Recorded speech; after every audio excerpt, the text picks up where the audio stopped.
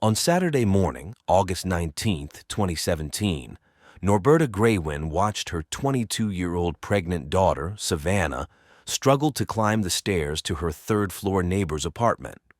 Savannah was 8 months pregnant, and the unusually hot August weather made it difficult for her to walk on her swollen legs. A few hours later, William Hone, the boyfriend of Brooke Cruz, the same neighbor who had invited Savannah over, climbed those same stairs. When he entered the apartment, he found Brooke scrubbing the bathroom, with Savannah's bloody and shredded body lying on the floor and a basin with a baby on top of the toilet lid. Seeing William, Brooke picked up the infant and handed it to him, saying, "This is our baby. This is our family. Please help me." In a shocking twist against any sense of morality, William assisted Brooke in cleaning up the blood, carrying bags of bloody towels and clothes out of the apartment, wrapping Savannah's body in bags secured with duct tape and ropes, and later disposing of the corpse. This heinous crime would soon send shockwaves across the entire nation. Savannah Graywin was born on August 9, 1995, in Belcourt, North Dakota. Her parents, Norberta and Joe Graywin, were Native Americans. She was a member of the Spirit Lake Sioux tribe. Shortly after Savannah's birth, the family moved to Fargo, but they returned to the reservation when she was 9 years old. Growing up in a vibrant, multicultural community, rich with colorful traditions, Savannah was immersed in nature and surrounded by the love of her family, which she valued above all else. This circle also included her grandparents and 3 siblings. Savannah was a horse enthusiast with a caring soul and was known as a committed student with average performance at Warwick Public High School.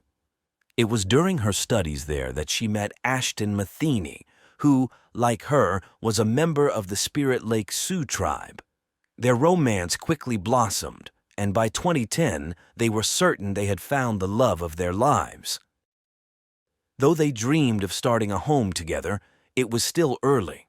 However, Ashton's daily interactions with Savannah gave him a glimpse of her maternal instincts, as she adored children, particularly her nephews, whom she helped raise with great joy. Later, Savannah attended the Lakes Region State College and earned a degree as a certified nursing assistant, which led to employment at a senior care home. When the home was acquired by a large American company, she was transferred to Fargo in January 2016. To keep Savannah company, her entire family moved to Fargo, renting a modest ground-floor apartment. At that time, Ashton lived and worked in Minneapolis, about 270 miles away, making efforts to visit her regularly. During these visits, they discussed saving money to eventually move in together. In the apartment above Savannah's lived the couple Brooke and William. Brooke, born on July 4, 1979, had a troubled past despite growing up in a normal family in Florida. She was always a problematic young woman, and her relationships over the last 2 decades showed she was obsessive, had poorly controlled aggression, and a knack for intimidating people. At 17, in 1995, Brooke gave birth to a daughter from her relationship with Aaron Edwards. After becoming a mother, she worked as a pet store animal technician and a sales representative. However, one day she left the state without explanation, abandoning her husband and daughter. She then led a life on the fringes of the law, ending up imprisoned in Missouri for passing bad checks, and later in Texas for violating parole while working as a waitress in a Chinese restaurant. When her daughter turned 14, Brooke had some virtual conversations with her through a social network, maintaining brief contact, always behind Aaron's back, who hadn't heard from his ex-wife since she left. Throughout those years, Brooke had numerous lovers, which she boasted about until she remarried in 2006, this time to Carl Cruz, a carpenter from Minnesota. The couple had 2 children, and Brooke worked as Carl's administrative assistant. After 3 years, Brooke left for a period, and upon her return, Carl discovered she kept meticulous records and diaries detailing rather peculiar matters. The most shocking entries included detailed accounts of her various lovers and, more disturbingly, comprehensive reports on births and pregnancy terminations. Brooke kept meticulous notes that included a list of items needed to dispose of an unborn child: scissors, knives, tweezers, gloves, and oxytocin to induce contractions or cause a miscarriage. In 2010 and 2011, Brooke visited Australia, and during one of these trips, she suffered a spontaneous miscarriage. Doctors informed her that she could no longer have children. At the end of that year and the beginning of the next, Brooke was arrested for attacking her husband Carl with a knife. After regaining her freedom, she traveled back to Australia using a false identity. In a sworn statement during a custody battle for their 2 children, Carl wrote that she often fled from her problems, citing her trips to Australia as an example. Living life on her terms, Brooke met Andrew Murray, a chef from Katoomba, through a dating app. She quickly moved to the Blue Mountains and married him. However, Andrew soon discovered the countless lies surrounding his new wife, who had concealed her true identity, the fact that she had children and that she had been previously married. Despite her deceit, Andrew fell in love and decided to salvage their relationship. He stood by Brooke's side but soon grew uneasy about her obsession with real-life crimes. Brooke's fixation on criminal psychology and famous criminals became her sole reading material and favorite conversation topic. Initially, Andrew saw it as a peculiar but harmless hobby, but his perspective shifted when she began threatening him. Andrew became alarmed as her behavior grew increasingly aggressive. He suggested she return to the United States to care for her children, but this only worsened the situation. Brooke threatened to report him to the authorities and attempted to terrorize him, making him believe the police were after him. Exhausted by her delusions, Andrew went to the nearest police station, offering to cooperate with the authorities, as he had nothing to hide. The officers informed him there were no charges against him, and suggested something was wrong with his wife. Andrew recounted the torment he endured, including threatening texts and immigration documents with false names. 6 months and 10 days passed from Brooke's arrival in Australia until her return to the United States in October 2012. Back in the U.S., Andrew maintained contact with Brooke for 2 weeks, contemplating a move to reconcile their marriage. However, he soon realized it was futile. Concerned by her erratic behavior, he alerted the Fargo police about the potential danger she posed. However, the police seemed indifferent to his warnings. Eventually, Andrew severed ties with Brooke and moved on. Back in the U.S., Brooke engaged in a prolonged custody battle with Carl for their 2 children. Around the same time, in late 2012, she began a relationship with William, a few years younger than her. Details about William's background are sparse, but it is known that he had recently completed a sentence for child neglect and abuse after bringing his son to the hospital in January 2011 with fractures near his right ear.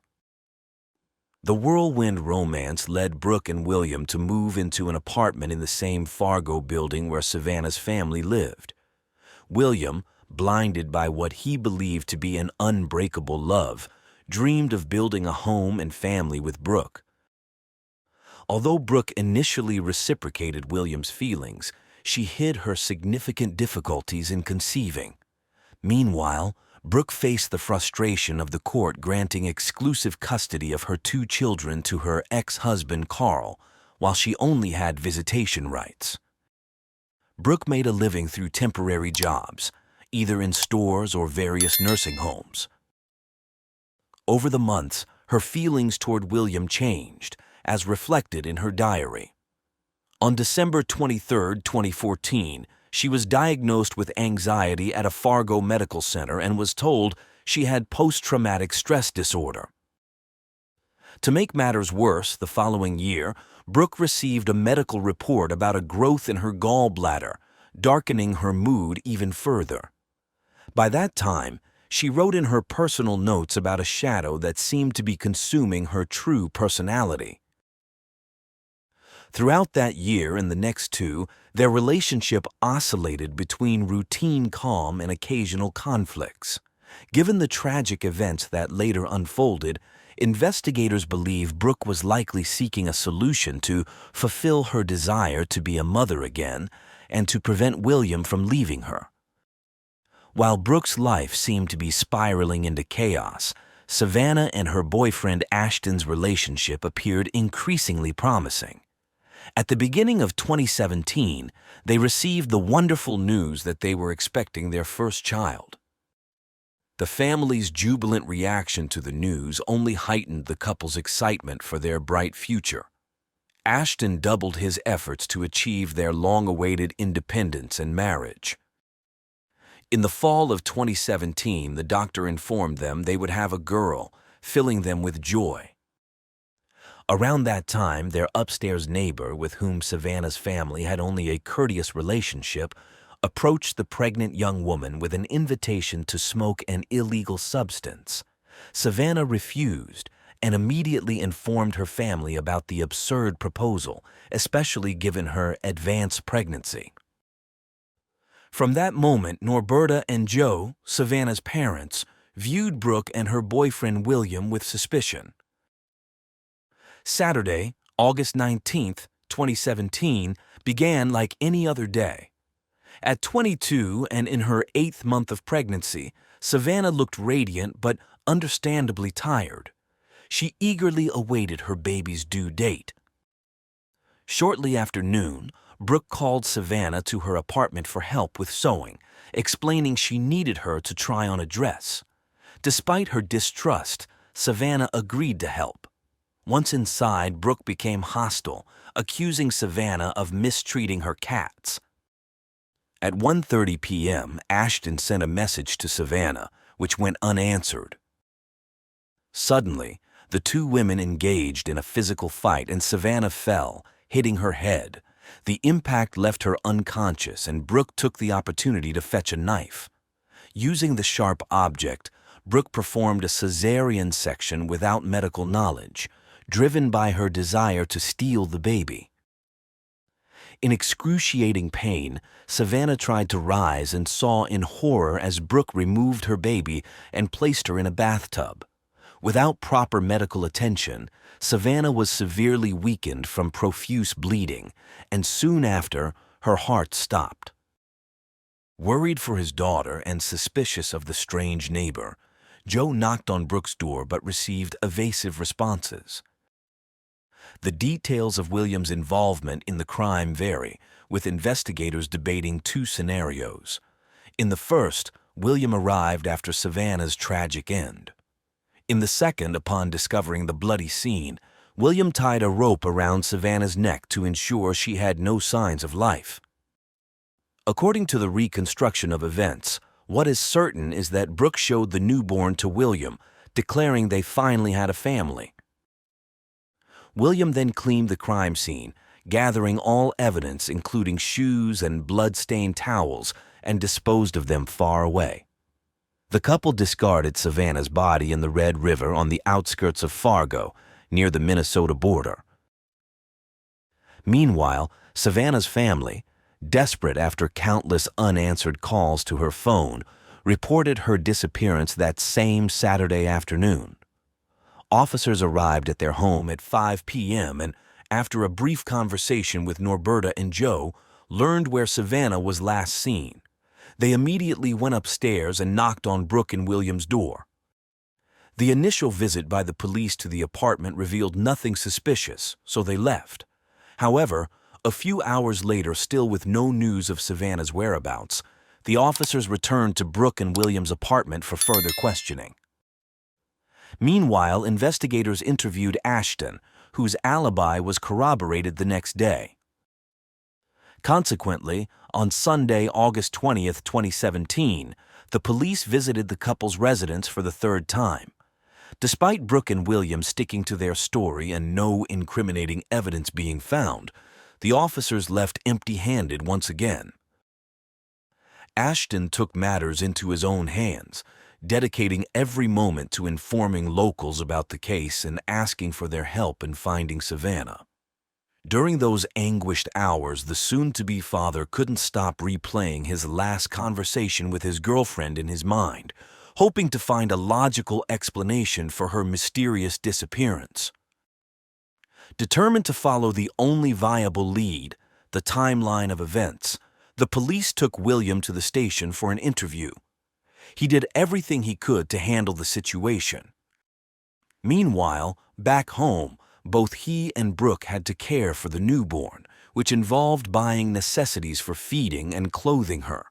They also began informing their acquaintances that they had become parents, news that quickly reached the investigating officers. Suspecting that Savannah might be held captive somewhere, the police started tailing the couple. Finally, on Tuesday, August 22, 2017, the police raided Brooke and William's apartment. After moving the sofa that had been placed against the door to block entry, they found a chaotic scene. On the bed, they discovered a newborn baby, just a few days old, who was immediately taken to the emergency room. Though Brooke refused to answer the police's questions, both she and William were taken to the station. There, William revealed that when he arrived home that Saturday, Brooke was holding the baby and frantically trying to clean up the scene. His disclosures began to unravel the gruesome story. On Thursday, August 24, 2017, Brooke and William were formally arrested and charged with conspiracy to commit murder, conspiracy to commit kidnapping, and providing false information to the police. Fortunately, the baby was in good health. Genetic tests would later provide crucial evidence against those who took Savannah's life. 3 days later, Savannah's lifeless body was found on the banks of the Red River, wrapped in plastic and adhesive tape.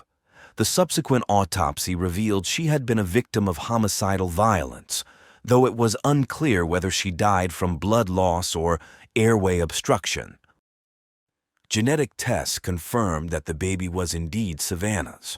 The child was placed under the care of the county social services and later given the name her biological parents had chosen.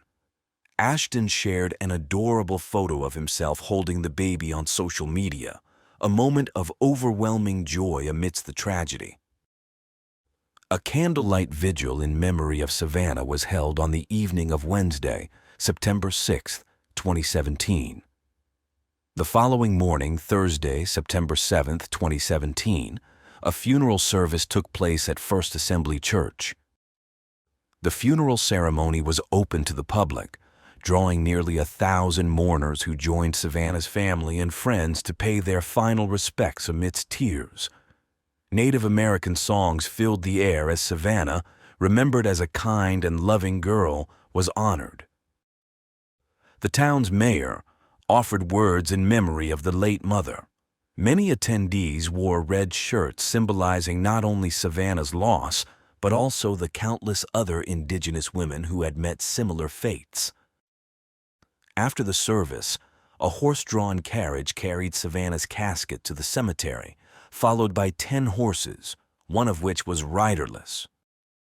Only Savannah's family attended the burial, placing various items on her coffin according to their tribal beliefs to accompany her on her journey to the afterlife. In later interviews, Ashton shared that he suffered from recurring nightmares following the tragic events. However, the support from friends and the community was overwhelming. One significant gesture was the creation of a fundraising account in his and his baby's names to help cover essential expenses. Granted legal custody of the baby, Ashton focused on her well-being. With the help of Savannah's parents, he spent his days bathing, feeding, and changing the baby, ensuring she had everything she needed. As he later shared with the media, Ashton realized he had become both father and mother. Brooke's trial began in early December 2017 at the Fargo courthouse. At 6 months old, Savannah's baby was seen in her father's arms during the hearings, where Ashton learned in detail the twisted circumstances of Savannah's death. The prosecutor emphasized Savannah's baby took her first breath as her mother took her last, seeking a life sentence without parole for Brooke, whom she called dangerous and heartless. Brooke's attorney requested life with the possibility of parole, arguing that in his 38-year career, he believed everyone could change, pointing to Brooke's acceptance of responsibility. In February 2018, at the sentencing hearing, moments before the judge announced the verdict, Brooke apologized to Savannah's family for the pain she had caused. She acknowledged there was no excuse or way to undo her actions. Ultimately, Brooke was sentenced to life without the possibility of parole for the crime against Savannah. William, having accepted a plea deal and cooperated fully with the investigation, avoided charges of conspiracy to commit murder and to take the baby. Instead, he faced lesser charges of conspiracy to kidnap the baby and providing false information to investigators. However, the judge designated William as a particularly dangerous offender due to his prior conviction for child neglect and abuse, increasing his sentencing possibilities from 20 years to life imprisonment. During his sentencing hearing, William expressed deep remorse. However, during the victim impact statement, Savannah's mother expressed that William's supposed remorse was insufficient. She urged the judge to apply the full weight of the law, condemning Williams and his girlfriend's actions as atrocious and twisted.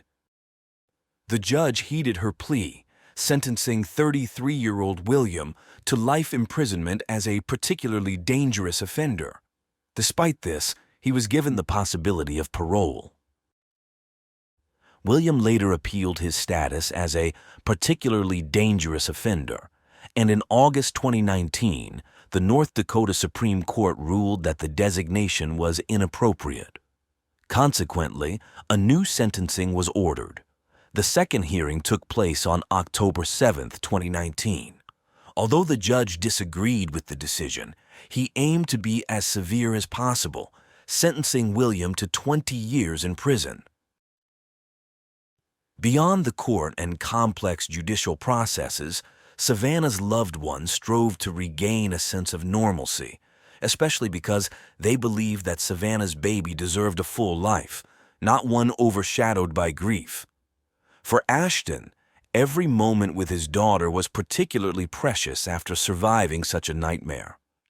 After enduring such a stressful and painful time, Ashton told the press he felt relieved that life for both of them had become much more tranquil and stable. The young father devoted himself to studying business administration at a local community college. Given their financial constraints, Ashton was looking for a better-paying job alongside his obligations. He was very grateful for the support from the fundraising account, using the money to buy a vehicle and renovate their modest home.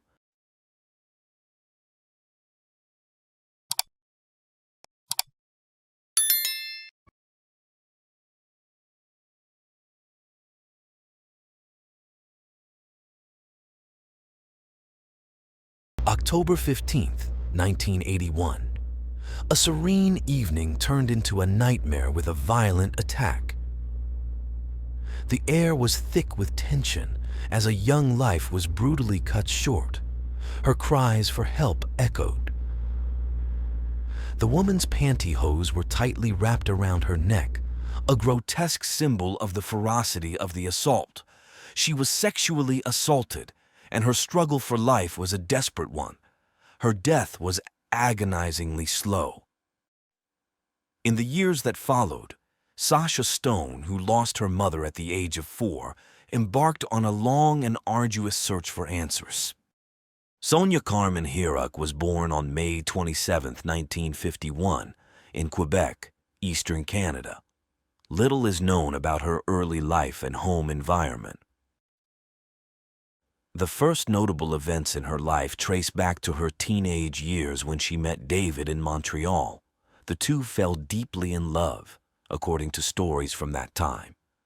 When David decided to move to California, USA in 1972, Sonia followed him. Despite her adventurous spirit, Sonia had other dreams. She longed to marry and start a family. Their differing life goals eventually led to the end of their romantic relationship, but they remained friends. A few months later, another man entered Sonia's life, Michael. Sonia's happiness on her wedding day to Michael was captured in photographs, her radiant smile reflecting her joy. Soon after, their happiness seemed complete with the birth of their first child, Sasha, in 1977. David, maintaining his close friendship with Sonia, was named Sasha's godfather. Sonia was recognized for her sewing skills and independent entrepreneurial spirit. However, not everything was rosy. After giving birth, she struggled with postpartum depression, which worsened when Michael faced career difficulties. Their marriage began to strain, with David witnessing the tension between Sonia and Michael. To clear her mind, Sonia took Sasha and moved to Carmel, a picturesque community in Northern California known for its white sandy beaches, artistic vibe, and stunning views. Although Sonia had not yet made any drastic decisions about her marriage, she considered divorce. In Carmel, her long hair, striking beauty, and charisma made her a well-known figure. She also became notable for driving a Mercedes-Benz convertible. Her career took a positive turn when she became a rising star at Levi Strauss, working as a sales representative. In Carmel, Sonia formed a genuine friendship with another young mother, Caroline McBride. Their daughters attended the same school, which promoted children's freedom and creativity.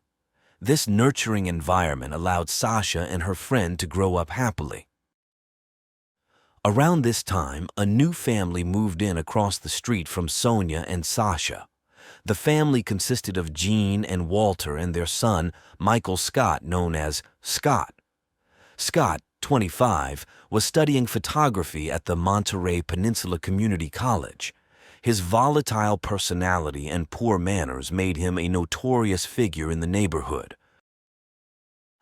Despite having no known criminal record, Scott was an odd and intimidating character with limited social aspirations. While Sonia was regaining control of her life and progressing steadily, some unsettling events began to occur. Caroline recounted that she received several mysterious phone calls with no one on the other end. Sonia also felt that she was being watched.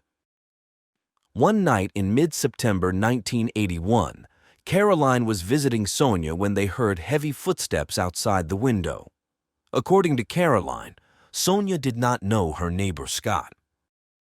While the subsequent investigation could not definitively link Scott to the phone calls or the strange occurrence in the garden, the later events strongly suggested his involvement.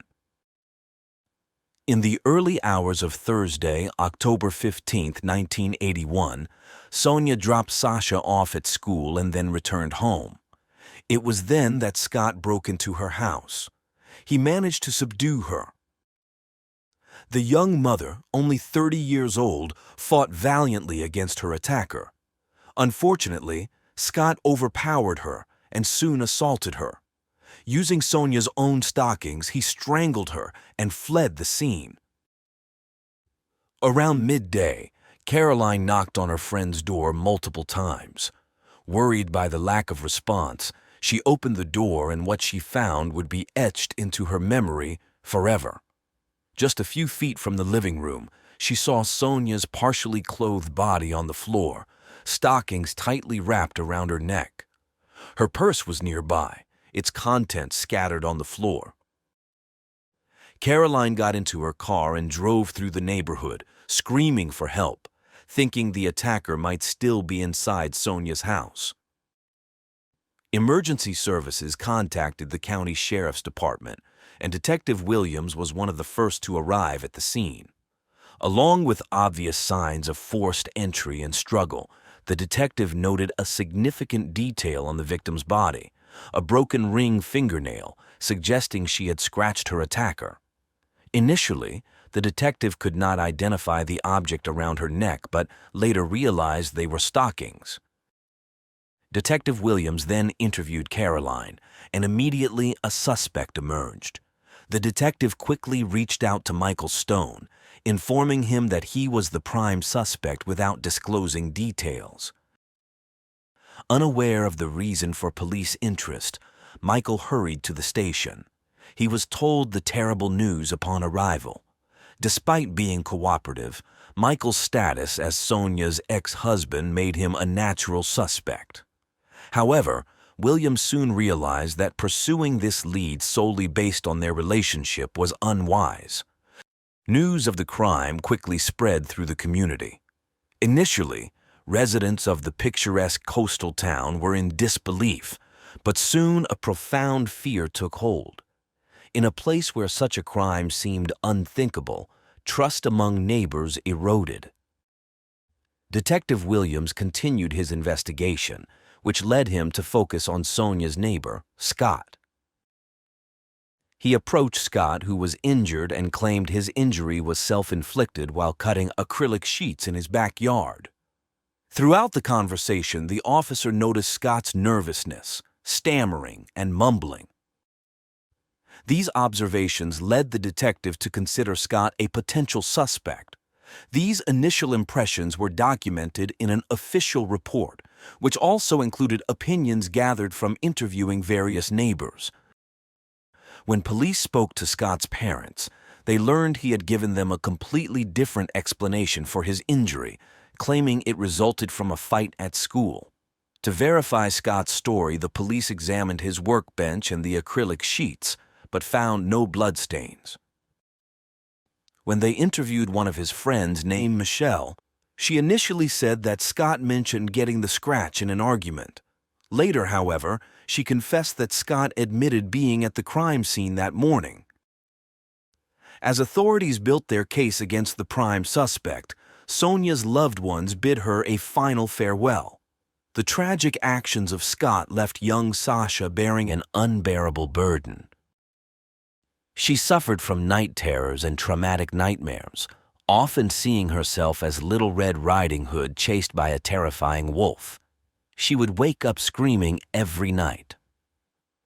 On Monday, December 19, 1981, Scott was arrested at a traffic light for 2 outstanding speeding tickets.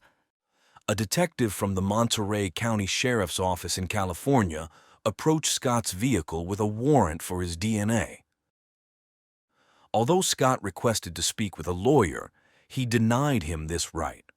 This marked the beginning of several errors that negatively impacted the case. Once at the station, Scott was booked, fingerprinted, and photographed, with the police aiming to capture an image of the cut on his cheek. They proceeded to interrogate him about Sonia's murder, which was legally questionable. During the interrogation, Scott claimed he had an affair with Sonia and was at her house the day of the crime but denied any involvement in the fatal attack. Additionally, after typing up the interview reports, investigators destroyed the original case notes. With the interrogation report in hand, the deputy district attorney noted inconsistencies in Scott's account. Scott was subjected to a polygraph test and failed. At that time, DNA evidence as we know it today did not exist. The samples collected at the crime scene only allowed for blood type and other genetic markers to be identified. The tissue found under Sonia's broken nail revealed a blood type that did not match Michael's, her ex-husband. Soon after, Scott was charged with first-degree murder. Initially, Scott's trial was scheduled to begin on March 7, 1982, but repeated delays pushed it to November of the same year. One of the first to testify was a forensic serologist, an expert in biological fluids, who examined blood, semen, and urine from both the victim and the accused. He testified there was no evidence of sexual assault on Sonia's body. Next, the chief forensic pathologist from San Francisco and an expert in reconstructing sexual assault scenes stated that the evidence of such an assault did exist, particularly noting the bruises on Sonia's body. Michelle Wilson, Scott's close friend, testified for the prosecution. However, her testimony was confusing as she retracted her earlier statements, denying what she had allegedly said Scott had told her about that day. Michelle admitted that the passage of time had made her unsure about the events, leading to her being reprimanded during the following day's proceedings. On November 13, 1982, Scott's parents denied seeing a scratch on their son's face. Meanwhile, some witnesses placed Scott near Sonia's home, and the prosecution insisted the scratch on his face resulted from a struggle with Sonia. When the defense attorney requested additional time to review witness statements, the trial was further delayed, leaving the year 1982 to end without resolution. In April 1983, the defense moved to dismiss the murder charges against Scott, which the judge denied. However, the judge expressed doubts about Scott's guilt beyond a reasonable doubt.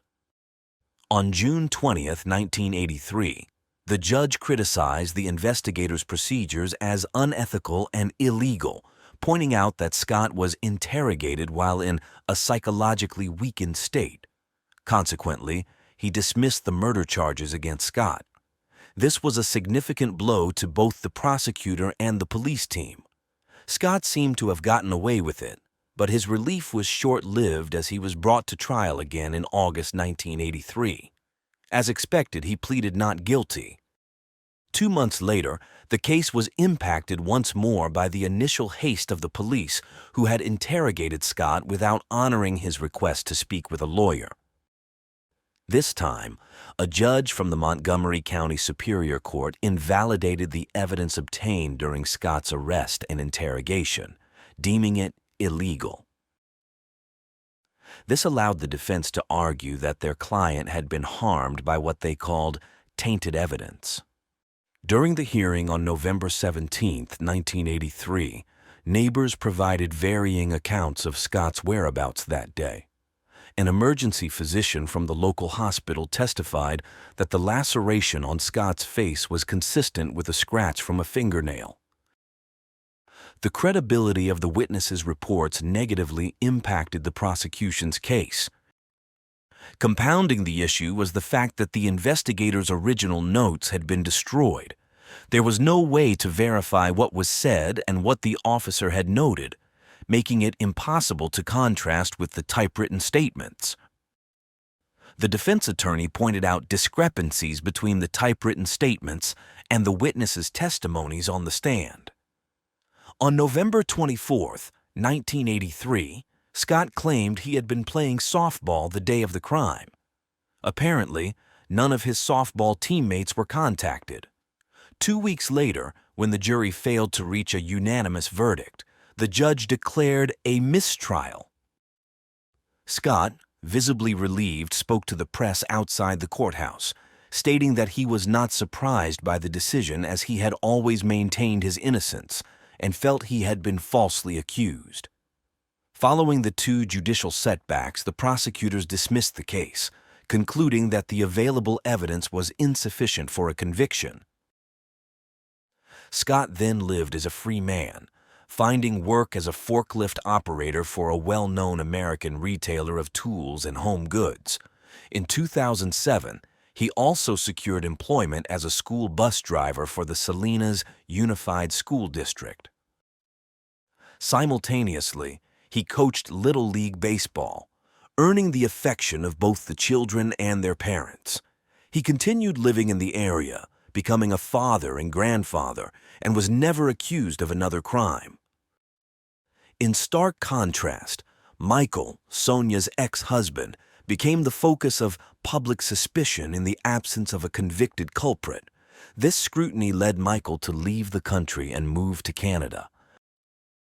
As Sasha grew older and fully understood the events, her anger grew, a rage fueled by the lack of answers and the fact that her mother's killer had never been caught. As a teenager, she turned to the detective in charge of the case, seeking to understand why the investigation wasn't reopened. Beyond emotional support and explanations related to bureaucracy and the law, he couldn't do much more for her. Resolving to ensure her mother's crime was not forgotten, Sasha channeled her energy into advocating for victims, dedicating herself to restorative justice, an approach that encourages offenders to take responsibility and recognize the harm they've caused through discussions with victims and community members. This work brought her immense satisfaction and allowed her to demonstrate great professionalism. In 2009, a significant event brought new hope for justice for Sonia.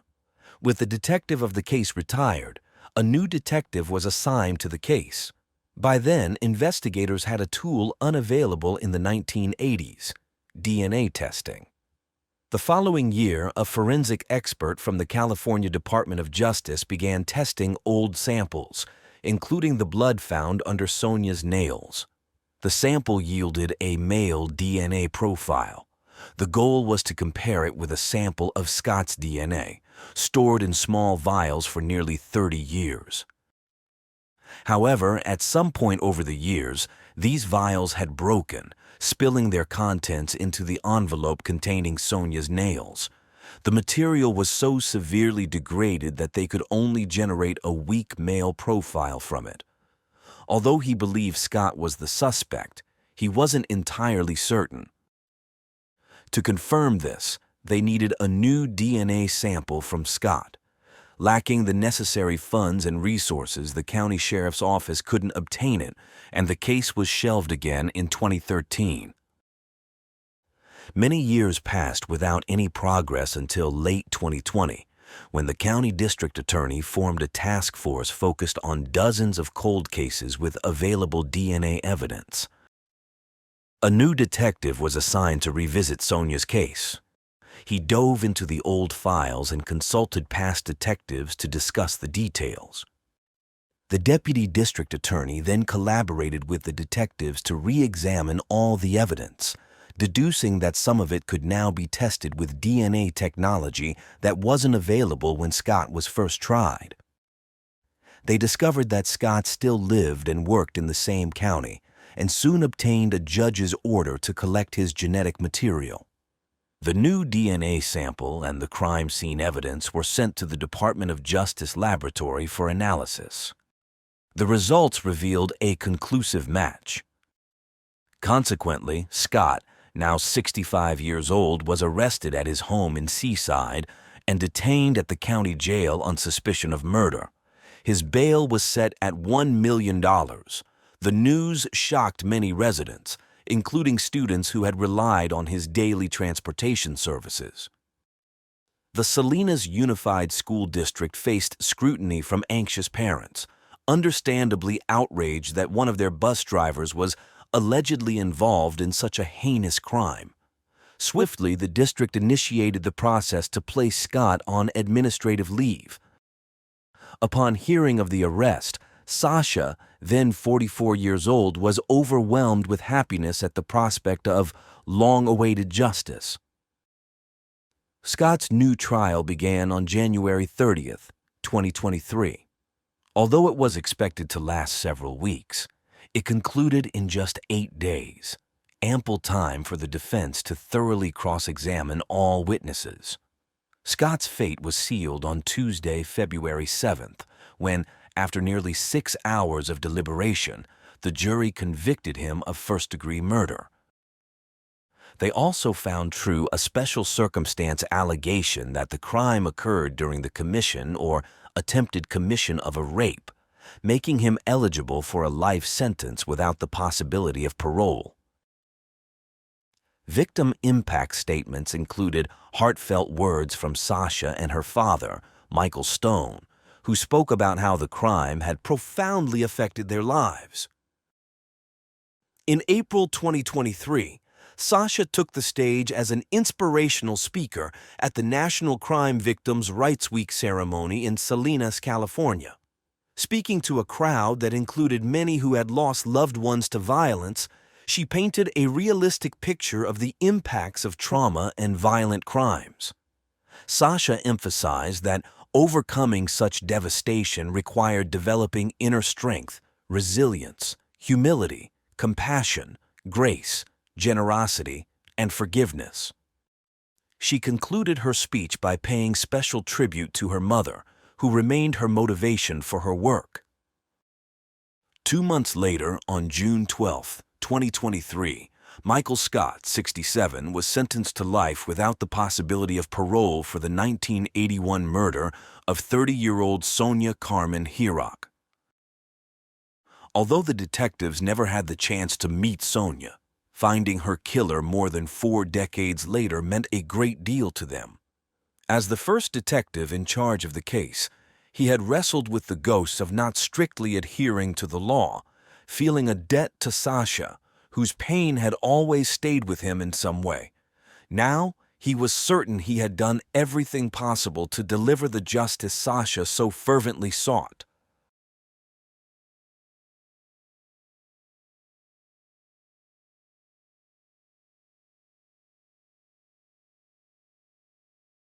Stephanie Scott was a well-known and highly respected high school teacher from New South Wales, Australia.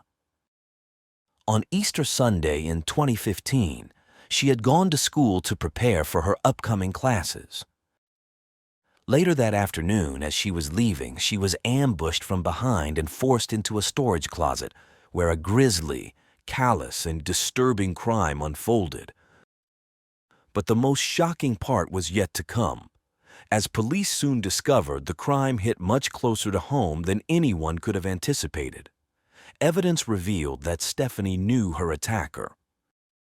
This heartbreaking, stomach-churning story is one of the most cold and heartless crimes I've ever covered here on Unreal True Crime. Stephanie Scott was born on October 14, 1988, in Sydney, Australia. She was the second youngest of 5 children born to Marilyn and Robert Scott, affectionately known as Bob. The family made their home in Canawindra, a small town with around 2,000 residents located in the central western region of New South Wales. Growing up in the serene and peaceful surroundings of their family farm, Stephanie and her siblings formed a close-knit, loving family that cherished the simple joys of life. Stephanie was an extraordinary child raised in a healthy, joyful environment brimming with love. She was not only beautiful and intelligent, but also possessed a kind, gentle, and compassionate personality. Known for her sense of humor, Stephanie loved playing pranks.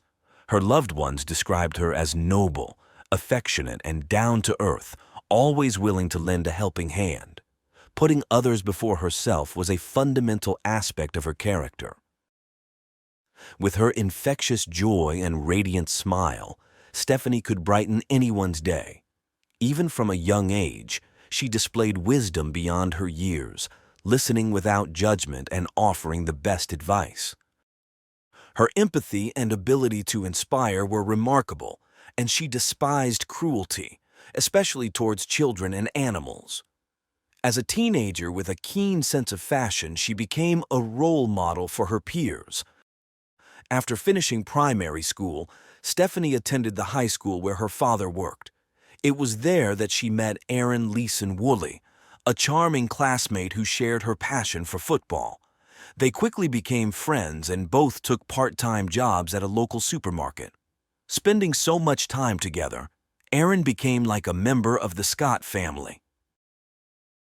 Upon graduating from high school, Stephanie chose to follow in her father's footsteps and pursue a career in education. Aaron supported her decision, even though it meant she would have to move to Wagga Wagga for university. The distance made them realize their true feelings for each other. In May 2010, during Aaron's 21st birthday party, their friendship blossomed into a romantic relationship. Despite the physical distance, they maintained their bond through frequent visits, shared holidays, and constant communication via phone and text. Their relationship grew stronger with each passing day, and everyone believed they were meant to be together. After Stephanie graduated and returned home, she received a job offer in another town. The couple moved to Leeton, a small agricultural town in New South Wales. Before they left, Marilyn, proud of her daughter's achievements, gifted Stephanie a graduation ring. Once settled in their new home, Stephanie began her career teaching English and drama at Leeton High School. She was incredibly happy because teaching was undoubtedly her true passion. Her dedication to each student was evident. She didn't just impart knowledge, but also took a genuine interest in their feelings and thoughts. Stephanie became a mentor to many of them, her remarkable personality making her very popular among the students. She also earned the admiration and respect of her colleagues. Her ever-present smile reminded everyone that fulfilling one's vocation was a key to happiness. A joyous event took place on April 11, 2014. Stephanie and Aaron got engaged. They set their wedding date for exactly a year later. Stephanie poured her heart into planning their wedding, meticulously attending to every detail to ensure their guests would enjoy the day as much as she would. Aaron supported her every step of the way, even taking dance classes with her so their first dance as a married couple would be perfect. They also made reservations for their honeymoon in Fiji, convinced it was the most romantic destination for any couple in love. They never imagined their plans would be tragically cut short. On March 2, 2015, a new employee joined the company contracted to clean the school where Stephanie worked. His name was Vincent Stanford, a 24-year-old born on December 21, 1990, in Tasmania. Vincent had an identical twin named Marcus. When the twins were 3, the family moved to the Netherlands. His father eventually returned to Australia and lost contact with them, leaving his mother to raise the children alone. Vincent's childhood was typical, but as he grew, he became increasingly withdrawn and had severe difficulties socializing. His behavior problems at school escalated, earning him the nickname Psycho due to his violent outbursts. According to later reports, Vincent began having homicidal thoughts around the age of 7 or 8. At 12, he attacked his teacher, attempting to strangle her. As a result, he was expelled and sent to a behavior school for socially maladjusted children. Later, he was admitted to a psychiatric center for teenagers, where he was diagnosed with autism and oppositional defiant disorder. This diagnosis indicated his challenges in forming friendships and relationships. After his release, Vincent tried to enroll in university and join the military, but both attempts were unsuccessful. In 2013, he returned to Australia with his mother and siblings. Vincent appeared quiet and reserved, with his distinct Dutch accent, and had no friends or social contacts. He found the company of others stressful and cycled through various jobs before being hired by the cleaning company servicing Stephanie's school.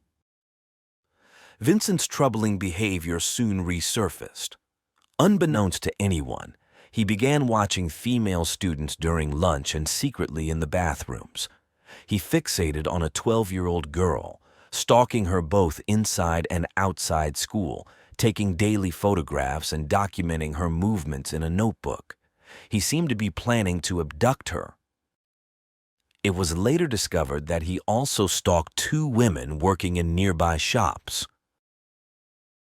By Easter week 2015, less than a week before Stephanie and Aaron's wedding, The couple was invited to a party in their hometown. Stephanie couldn't travel because she needed to prepare lessons for her substitute teacher and finalize a few details for the reception. Aaron didn't want to go without her but wanted to see his parents and best friend before the wedding. On Friday, April 3rd at 12:30 p.m., Aaron left for his hometown, unaware that it would be the last time he would see the woman he was about to marry. The young couple kept in touch through calls and text messages. Aaron attended the Saturday night party and then stayed at his parents' house. He and his fiancée spoke on the phone, saying their goodnights around 10:30 p.m. On the morning of Sunday, April 5th, 2015, Stephanie left her home to go to the school. While on her way, she sent a text to Aaron detailing her plans for the day. Around 11 a.m., she parked her red Mazda 3 next to the school. Then, she walked a few blocks to pick up the school keys from a colleague who lived nearby. Her coworker accompanied her back to the school and watched as she entered and locked the front door behind her. She went up to the second floor to the English teacher's lounge, where she sat down to work on her computer. Unexpectedly, Vincent was also in the building.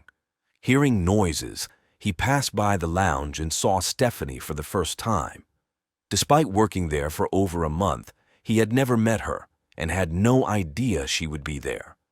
As he later confessed, upon seeing her, he felt an overwhelming urge to take her life. Vincent went home to retrieve what he called his assault kit, which consisted of a bottle of lubricant erectile dysfunction pills, several condoms, and some flexible handcuffs. It took him about 10 minutes to go and return. Upon arriving back at the school, he stayed downstairs, waiting for Stephanie to come out.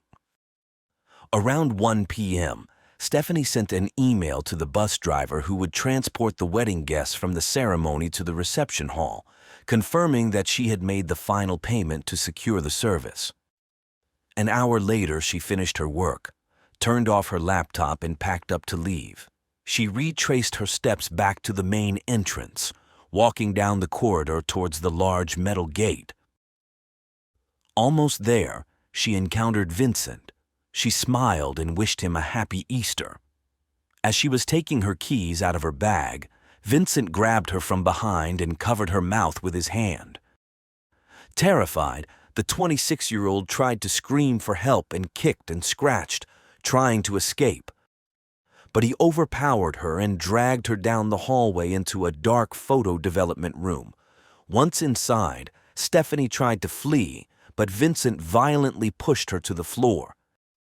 He used his left arm to pin her down by her throat and began savagely punching her face with his right fist for almost a minute, repeatedly, until she was unconscious. He then put on a condom and sexually assaulted her. Afterward, he took out a knife and inflicted several severe wounds to her neck. Once he was sure Stephanie was no longer breathing, he left the knife on the floor and went home to eat lunch. At home, he made himself a cheese sandwich and drank some coffee. Later, he returned to the school to clean the scene. Vincent washed the knife in the maintenance room and collected the items that had fallen from Stephanie in the hallway, including her car keys. He then moved her Mazda to the other side of the school. Returning to Stephanie, he placed yellow adhesive tape around her neck to contain the bleeding. Vincent placed a plastic sheet in the trunk of the car and put Stephanie's body on top. He closed the vehicle and re-entered the building, where he used a high-pressure cleaner to wash the crime scene. By then, it was past 3 p.m. Vincent left the school and drove Stephanie's car to his home, parking it behind a large shed in his backyard. He then walked back to the school to retrieve his white Toyota Hilux. Upon arrival, Vincent removed the floorboards from the darkroom, which were soaked with the young woman's bodily fluids. He loaded the wooden planks into his vehicle and returned home. Meanwhile, Aaron tried calling his fiancée, but she didn't answer. He found it odd but thought she might be deeply focused on her work or that her phone was on silent or out of battery. Before leaving his parents' house, he sent a text to confirm if they would go out for dinner when he got back, but received no reply. By around 7:30 p.m., Aaron arrived at the home they shared, surprised to find neither Stephanie nor her car there. His concern grew when she still hadn't responded to his messages. He decided to drive around town to look for her, checking at the high school, friends' houses, and the main street, but saw no sign of her car. Although increasingly worried, he thought pre-wedding nerves might have driven her to stay elsewhere for the night, so he returned home and tried to sleep. In the early hours of Monday, April 6th, Aaron woke up frequently at every noise, hoping Stephanie had returned. Meanwhile, Vincent had driven Stephanie's car, with her body in the trunk, to Cocopara National Park. Once there, he placed her on the ground, removed her clothes, and covered her with branches. He then doused her with gasoline and set her on fire. Vincent gathered the removed clothes, the car's sun visor, and the plastic sheet used to cover the trunk, and placed them in a bag. Before leaving, he picked up the gasoline canister. Vincent returned home, left the items in the shed, changed his clothes, and abandoned Stephanie's car near an irrigation canal. After 7:30 a.m., he drove around town, disposing of Stephanie's belongings in various trash bins along the main street and near a sports complex. However, he kept her driver's license and engagement and graduation rings. Meanwhile, Aaron had risen early to send another message to his girlfriend but received no response. He started calling friends and the Scott family, but no one had heard from Stephanie. By then, Aaron was convinced something was wrong and went to the police station to report his fiancée missing. The news caused a stir in the peaceful community, which quickly mobilized to search for her. The police immediately launched an operation and triangulated Stephanie's cell phone, but it was either turned off or not functioning. Checking her bank accounts revealed the last transaction occurred on Easter Saturday, and there were no recent social media posts or interactions. When detectives interviewed Stephanie's family, they were seriously concerned and made it clear she wouldn't disappear voluntarily, convinced something terrible had happened.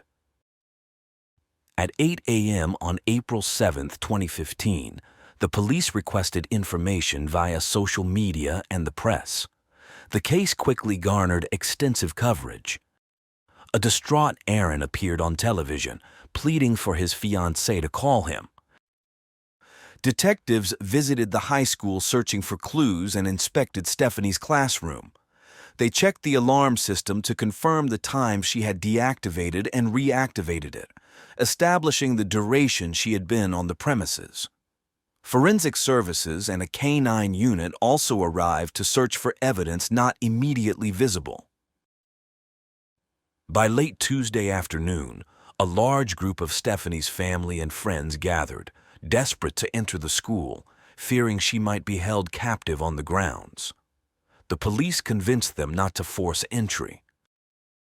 It was then that a neighbor mentioned seeing Vincent, the school cleaner, working on Easter Sunday with his vehicle parked at the institution. Officers went to his house and, when questioned, Vincent admitted being at the school briefly to take out the trash. He denied knowing or seeing Stephanie there and wished them luck in their search, a comment that aroused suspicion in the detectives.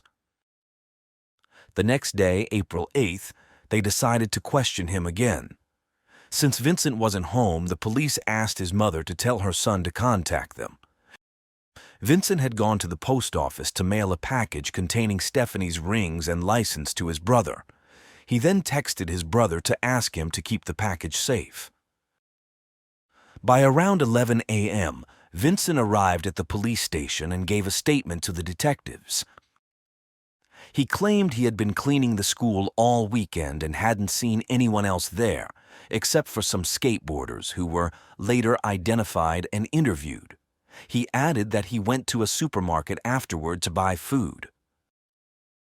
This detail caught the officers' attention since they knew the named store was closed on Sundays.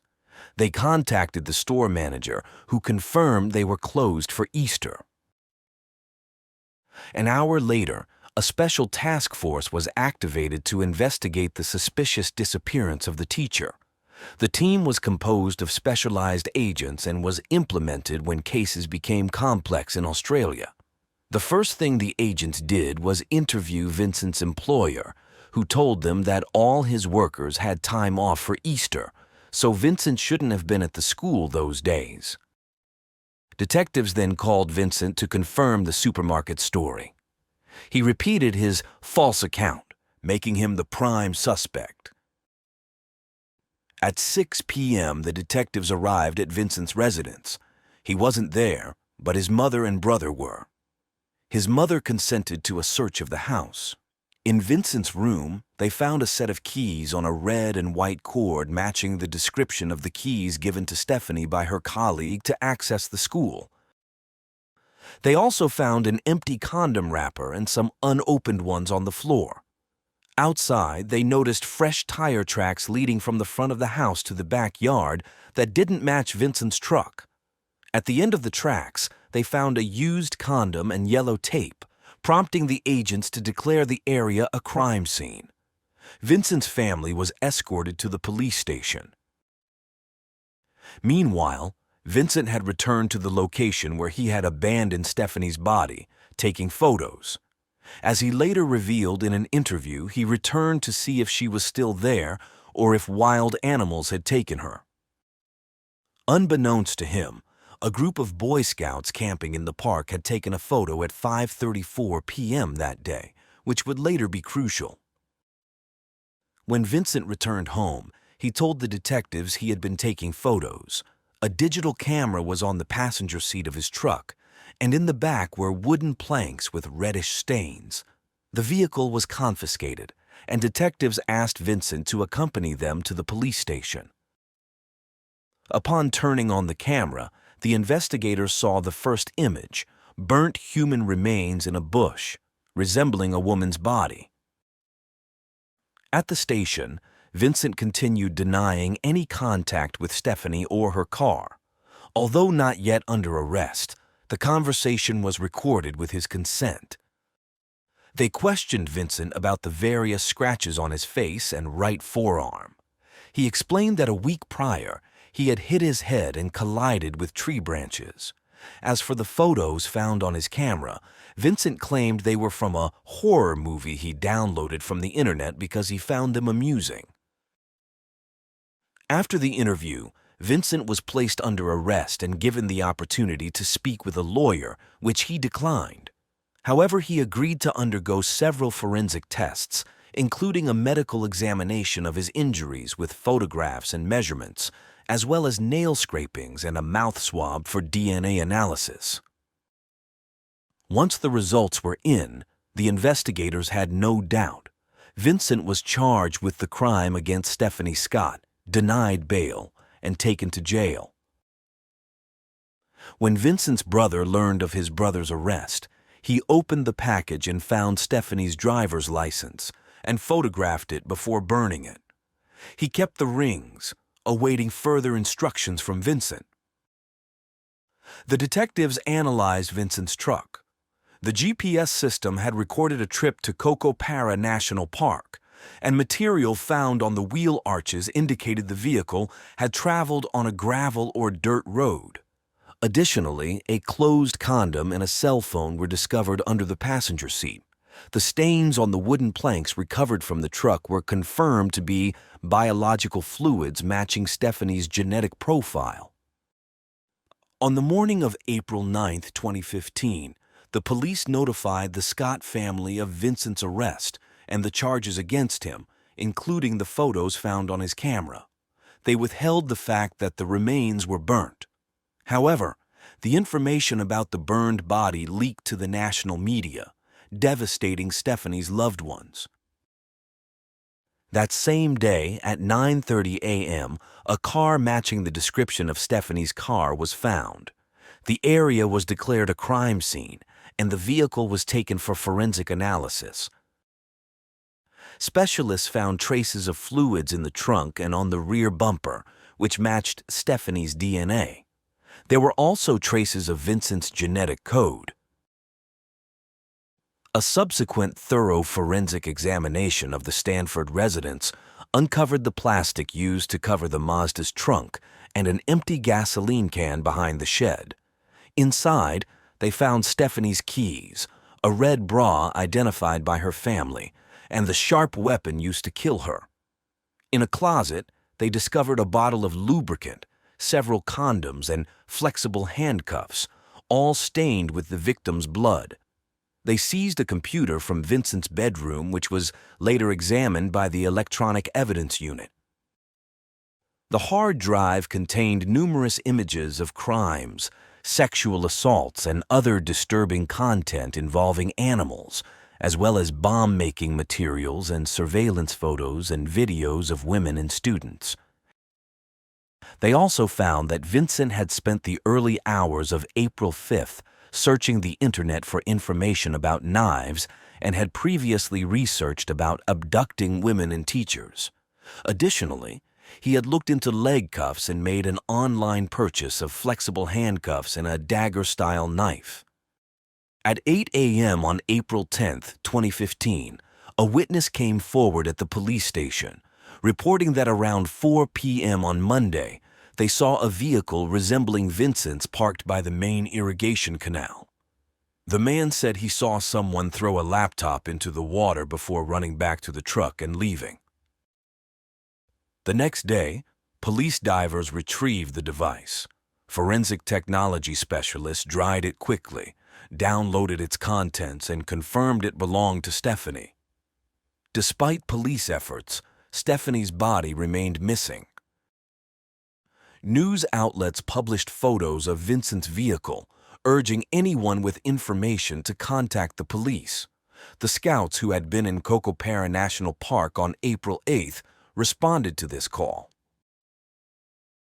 A photograph taken by one of the boys showed Vincent driving his white truck, leaving the area where he had allegedly abandoned Stephanie's body.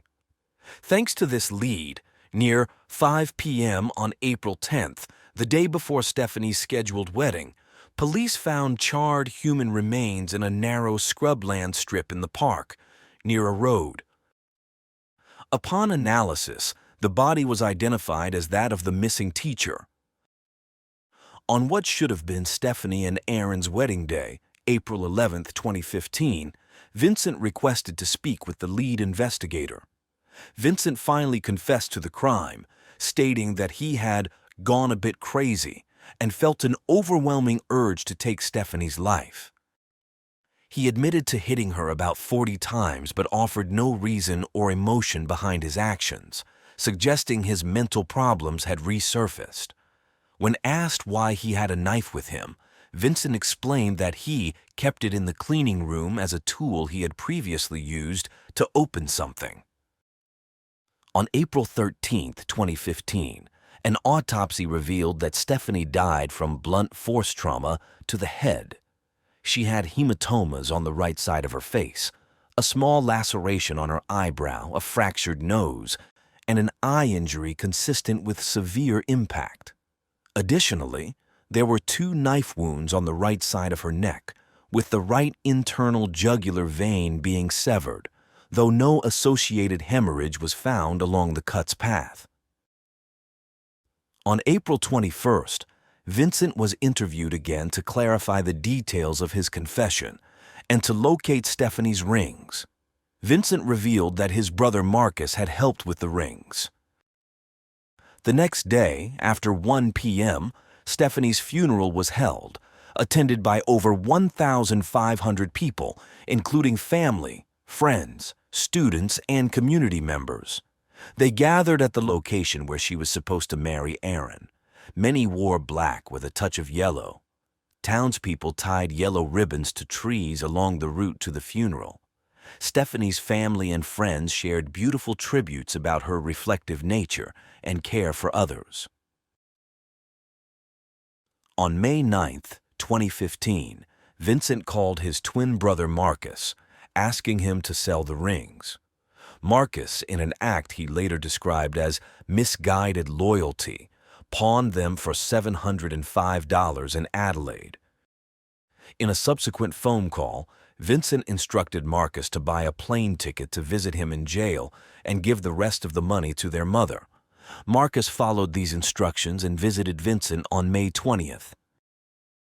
2 days later, Marcus was interviewed by the police. He denied receiving any packages from his brother and had deleted their text messages. Due to the case's uproar, Marcus and his father decided to move to a different city, where Marcus started working on a flower farm. However, on June 9th, authorities visited Marcus's new home. During the search, they seized a camera, a pawn shop receipt, and his mobile phone. Marcus was arrested and taken to New South Wales, charged as an accessory to murder and placed in the Unitary Correctional Facility. On August 5th, during questioning, Marcus stated he never understood why Vincent sent him Stephanie's belongings, expressing confusion and anger. 7 months later, on March 31st, 2016, Marcus pleaded guilty. On July 19, 2016, it was Vincent's turn to appear before the same court, where he pled guilty to aggravated sexual assault and murder. Psychological evaluations revealed a pattern of social and interpersonal deficits, including an inability to experience emotions, extreme detachment, and indifference to others. It was clear that he harbored violent thoughts, which, when stressed, could reach an intolerable level. He scored high on scales of perversion and violence, though his psychopathy tendencies were low. According to the presented tests, Vincent told the forensic psychologist that being around people was stressful and unpleasant for him. He claimed the crime was not premeditated and that, while he did not enjoy committing it, doing so helped reduce his overall tension and overwhelming need to kill the young woman. A month later, on August 24, 2016, Marcus was sentenced to 15 months without parole for being an accessory to his brother after the crime. The judge described his actions as absolutely atrocious, shameful, and unforgivable, noting that, despite being driven by misguided loyalty to his brother, Marcus had abandoned morality and human decency in favor of a criminal's interests. Marcus's sentence was retroactive to his arrest, so he was released on September 9th of the same year. Despite nearly 60,000 people signing an online petition to appeal his sentence as insufficient, Marcus expressed regret for helping his brother and publicly apologized, assuring he no longer wanted anything to do with Vincent. He returned to his father's home, but they had to move due to local hostility. They relocated to a rural town in New South Wales, keeping a low profile. A month later, on October 10, 2016, court sessions resumed for Vincent's sentencing. Stephanie's mother took the stand to speak about the emotional impact of the crime. One of her most poignant statements was lamenting that her daughter spent her wedding day in a morgue, without vows or a wedding dance. The video of Vincent's police confession from April 2015 was then shown. As everyone listened in shock, Vincent sat with his head down. Finally, on October 12, 2016, the judge announced the sentence. In his verdict, the judge described Vincent's behavior as deeply disturbing, noting his fluctuations between despair and unmet expectations, leading to deep-seated hatred. He declared the case fell within the worst category and left no doubt about Vincent's guilt. Vincent Stanford was sentenced to 15 years without parole for aggravated sexual assault and life imprisonment for the murder of Stephanie Scott. Upon the verdict's announcement, the public showed support. Just 2 weeks after Vincent's sentencing, another tragedy struck the Scott family. On October 31, 2016, while chopping trees, Bob lost his life when a trunk fell on him at the family farm. In 2018, the Scott family initiated legal action against the New South Wales Department of Education and the cleaning company that employed Vincent, citing ongoing nervous shock, a legal term for permanent psychiatric distress following a relative's death. In June 2020, both parties reached an out-of-court settlement with details kept confidential, and the Scotts received compensation. Aaron managed to rebuild his life. 5 years after the tragedy, on July 7, 2020, he announced his engagement on social media. He got married in December of that year and 2 years later welcomed a daughter named Sienna. Many consider Stephanie Scott's murder one of the most heinous crimes in recent Australian history. Such a cruel and inhuman act shook the entire country.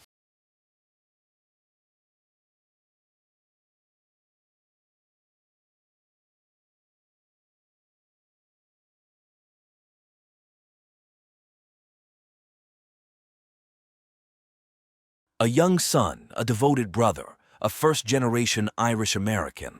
He excelled in academics, thrived as an athlete, and was tirelessly studying to conquer the grueling CPA exam. Chad Omelia was the embodiment of every parent's dream, but in a shocking twist of fate, this golden boy was found brutally murdered, stabbed over 100 times. What dark forces had turned his promising life into a horrific nightmare? Chad Brandon Omelia was born on September 27, 1991, in Santa Clarita, a city located north of Los Angeles, California. His father, Sean Omelia, an Irish construction supervisor, and his mother, Michelle, separated when Chad was just 5 years old. Despite their separation, they worked hard to ensure Chad had a happy childhood. According to those close to him, Chad was a kind young man with a bright smile and boundless energy. He had a great sense of humor and was always responsible and dedicated. His friends saw him as the big brother of the group, always looking out for them without expecting anything in return. Chad developed a passion for American football at a young age and played throughout his teenage years. He continued playing while attending Chico State University, where he studied accounting and eventually graduated. After graduation, Chad moved to an apartment in Thousand Oaks, part of the greater Los Angeles area, taking his dog, Athena, with him. He shared the apartment with a young man named Vinny Oliveira. Alongside working at an accounting firm, Chad was studying to obtain his Certified Public Accountant (CPA) certificate. However, his busy days left him with insufficient sleep at night, leading him to develop a habit of using cannabis to help him sleep. According to Vinny, Chad was often intoxicated when seen at the apartment. Chad didn't hide this from others, and even his parents were aware of his cannabis use. Although they didn't approve, they didn't see it as the worst thing he could be doing. Sean explained in an interview that Chad never smoked when visiting him because he knew Sean disliked it. Sean considered cannabis a dirty substance with a foul smell that changed Chad's personality and decreased his motivation and concentration. Little did Sean expect that Chad's addiction to cannabis would dramatically change his life, all because of a woman he barely knew. Bryn Spoicher was born on January 25, 1991 in Chicago, Illinois. From a very young age, Bryn faced serious health issues that required numerous surgeries and strong medications. These medical procedures and medications severely deteriorated her hearing. At 4 years old, she began using cochlear implants to hear better and also learn to read lips. Her medical condition made her feel isolated and different from others. Throughout her schooling, she was often the only student with hearing loss and would hide her hearing aids to fit in and avoid teasing. As she grew older, she decided to turn this aspect of herself that once embarrassed her into a strength. Bryn pursued a doctorate in audiology at the University of Washington School of Medicine, graduating in the 2010 S. She excelled in her field, with one professor stating that out of the thousands of graduate students he had taught, Bryn stood out as brilliant, and none could surpass her. In August 2017, at the age of 26, Bryn moved to Thousand Oaks and secured a job as an audiologist at UCLA Health, a health system comprising various medical centers, including the David Geffen School of Medicine at UCLA. For almost a year, she lived in a rental apartment that didn't allow pets, so she had to leave her Siberian husky, Arya, with her family in Illinois. It wasn't until April 2018 that she found a place where she could bring her beloved canine companion. Having Arya by her side again significantly improved Bryn's daily life, as she had trained the dog as a service animal 2 years earlier when Arya was just a puppy. Bryn often took Arya for walks at Conejo Creek, a popular park in Thousand Oaks. It was there, at her favorite spot, that she met Chad in late April 2018. According to her account, Chad was the one who initially approached her. On several occasions when their paths crossed, the 26-year-old Chad asked for her phone number, but she declined each time. Eventually, Chad handed her his business card so she could text him if she ever wanted to meet up. That's exactly what Bryn did, and soon they began an informal relationship. They would go out to eat or hang out with friends, and once, they shared a bottle of Irish whiskey while watching their dogs play in the park. Bryn was drawn to Chad's sarcastic humor, which contrasted with his kind and sweet personality. She expressed that although she wasn't sure they'd get along at first, she soon realized they fit together like puzzle pieces. On Sunday, May 27, 2018, the day before Memorial Day, Bryn went out drinking with some friends. Chad contacted her later, inviting her to visit. Around 10:30 p.m., the 27-year-old Bryn arrived at Chad's place with Arya. They spent time together, drinking a bit and chatting with Chad's roommate, Vinny. Shortly after midnight, Chad took out his water pipe and loaded it with cannabis. He went out to the balcony to smoke alone, but Bryn soon joined him and asked for a hit. After inhaling, all she felt was a burning sensation in her throat, which made her cough. She told Chad that she had never had good experiences with cannabis, as she never felt its effects as others described. Surprised, Chad loaded the pipe again with even more cannabis, encouraging her to try again to feel the effects. Bryn complied and smoked again. What happened next was so horrific it seemed like fiction. In the early hours of May 28th, the Thousand Oaks police responded to an emergency call made by Vinny. Something terrible was happening at the residence and they needed immediate help. When officers arrived, their body cameras captured the violent scene unfolding inside the apartment. Bryn had savagely attacked Chad with several sharp objects taken from the kitchen and then turned one on herself. The footage is so graphic it has not been released to the public. In an attempt to stop her, officers fired a taser 4 times, but Bryn seemed unaffected by the electric shocks. They then used their batons, striking her 9 times until she finally dropped the weapon. Bryn suffered 5 fractures in one arm and deep cuts on her neck, face, and right hand. She had also attacked her dog, Arya, who fortunately survived. Tragically, Chad was not as lucky. By the time police arrived, he was already lifeless on the floor, with a total of 108 wounds across his body, as later revealed by the forensic report. Bryn was rushed to the hospital and immediately taken into surgery to save her life. The procedure was successful, and she was admitted to the same health center for recovery. Investigators wasted no time and questioned Bryn as soon as she regained consciousness, still intubated and unable to speak. She responded in writing, briefly recounting that she had told Chad she didn't want to smoke anymore, but he had forced her to do so.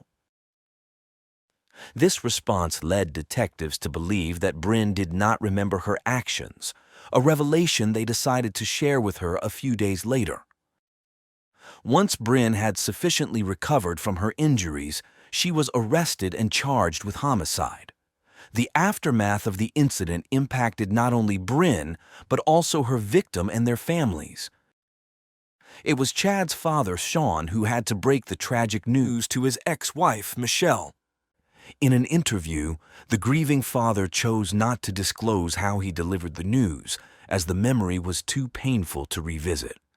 However, he did share that he requested the police allow him to personally inform Michelle, wanting to be there to console and support her. He recalled seeing the moment her soul shattered as he spoke the words. From that moment, Michelle fell into deep depression. Sean reflected that losing a child brings overwhelming guilt and makes one doubt if happiness is ever possible again. This was Michelle's experience, compounded by her type 2 diabetes. After the funeral, she felt she had no right to smile. She refused to let loved ones take photos of her looking happy, believing it would be disrespectful to her mourning and her son. This mindset led her to neglect her health, ceasing her medical treatment. 18 months after Chad's death, Michelle passed away from severe cardiac dysfunction. Tragically, she did not live to see the conclusion of Bryn's trial. Though it's impossible to know, it's likely the delay between the last hearing and the sentencing of the person responsible for her son's death would have caused her even more pain. Sean explained in later interviews that shortly after the legal proceedings against Bryn began, he started receiving notifications that the defense had requested extensions, claiming they needed more time to prepare for trial.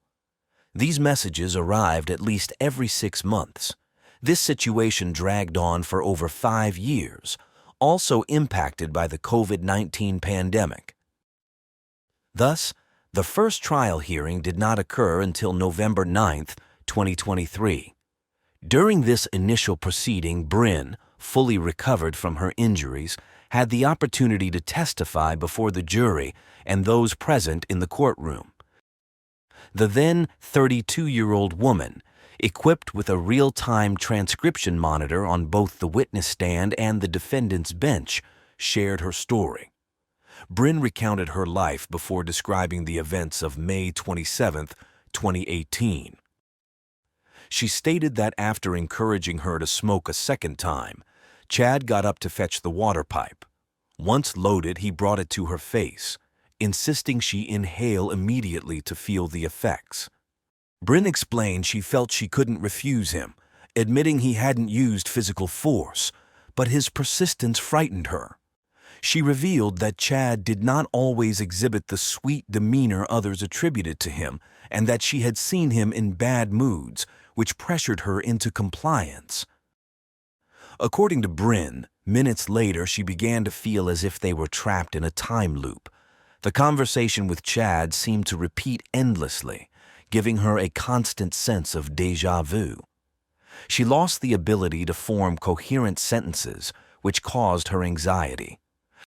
Seeking relief, she went back inside, lay down on the couch, and closed her eyes to calm herself. She then reported hearing voices in her head and seeing things with her eyes closed that were clearly not there, all while feeling trapped in a never-ending cycle. At some point, Bryn felt she had died, believing she was trapped inside her own corpse. She described seeing and hearing her loved ones mourning her, even feeling hands touching her body. This wasn't the most bizarre experience of that night. She claimed to have had an out-of-body experience, seeing her own body lying on the couch from above. She added that Chad was beside her, crying uncontrollably, and paramedics were attempting to revive her. Before continuing, Bryn clarified that what happened next felt as if she were in a movie, viewing events from the perspective of one of the characters, as if it were happening to someone else, not her. She recounted pushing the chairs aside in the apartment to make her way to the kitchen, where she grabbed 2 knives and threw them forcefully at Chad. She then took 2 more knives and approached one of the dogs, attacking it. Bryn thought she heard Chad ask why she had hurt Athena, but later learned it was Arya. She then walked to where Chad was standing, and just as she raised the knife against him, she lost consciousness completely. Despite this, she continued hearing voices in her head, urging her not to stop. She also heard Vinny, who ran out of the apartment to call the authorities. The hallucinations persisted for what felt like hours, becoming so intense that she ended up cutting her own neck with the knife. After that, everything went black again. Eventually, Bryn regained consciousness, though not fully and not for long. It was not a slow, gradual process, but quite the opposite. She felt the electric shocks from the police taser used to make her drop the knife, and in her delirium, she thought they were using a defibrillator to resuscitate her. She recalled waking up in the hospital when authorities began asking her about what had happened. However, her memories were blurry, and she couldn't distinguish what was real from what she had hallucinated. It wasn't until 2 days later that investigators informed her she had killed Chad. The defense attorney referenced tests conducted on the water pipe after the incident and called another person to explain the results. The expert stated that drug detection tests are not 100% reliable, as some substances might not be immediately identifiable. He asserted that while the report clearly indicated the presence of THC, the main psychoactive component of cannabis, there was a significant possibility the weed had been laced with something else. This was even more probable if Chad had purchased it from an illegal vendor, who might add other substances to enhance effects and reduce costs, despite recreational marijuana being legal in California at that time. Bryn's legal team also highlighted that until then, it had been overlooked that Vinny, Chad's roommate, had smoked the same substance earlier and also experienced hallucinations. Based on this, Bryn's defense portrayed her as an innocent woman with little experience in substance use, who couldn't have known what she was smoking when coerced into it. This was corroborated by testimonies from her acquaintances. Old friends from high school testified that she was never interested in drugs, which was why she had cut ties with some people.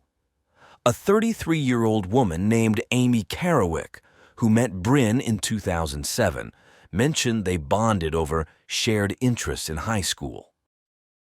She noted that while Bryn played basketball, she played softball, and they both enjoyed activities typically unpopular among girls like camping and hiking.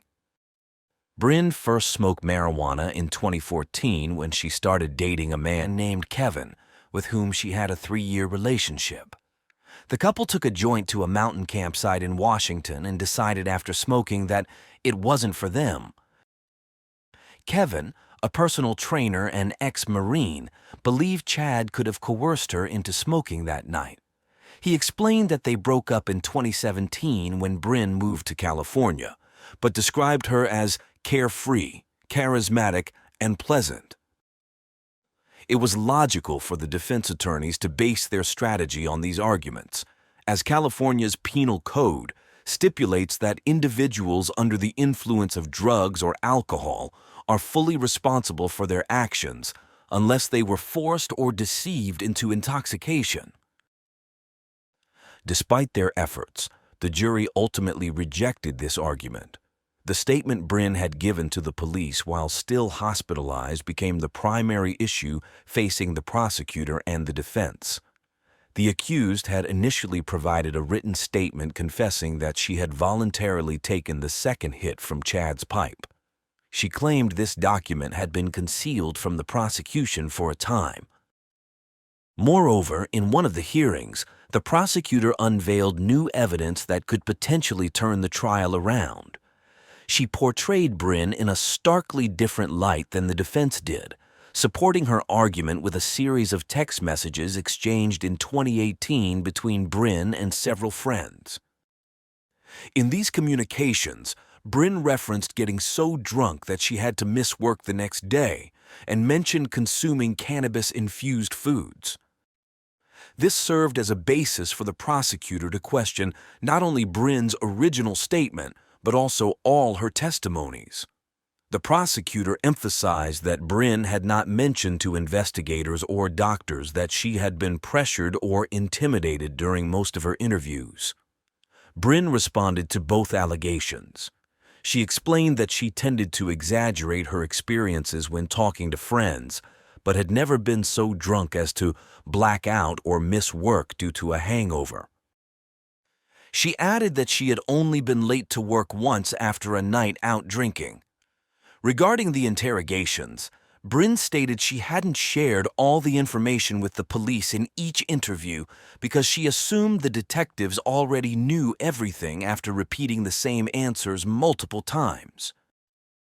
To counter the prosecution's claims, the defense hired mental health experts who determined that Bryn had not suffered from any mental illness, problems, or violent tendencies before the attack, suggesting that a marijuana-induced psychotic episode was the only explanation for her actions.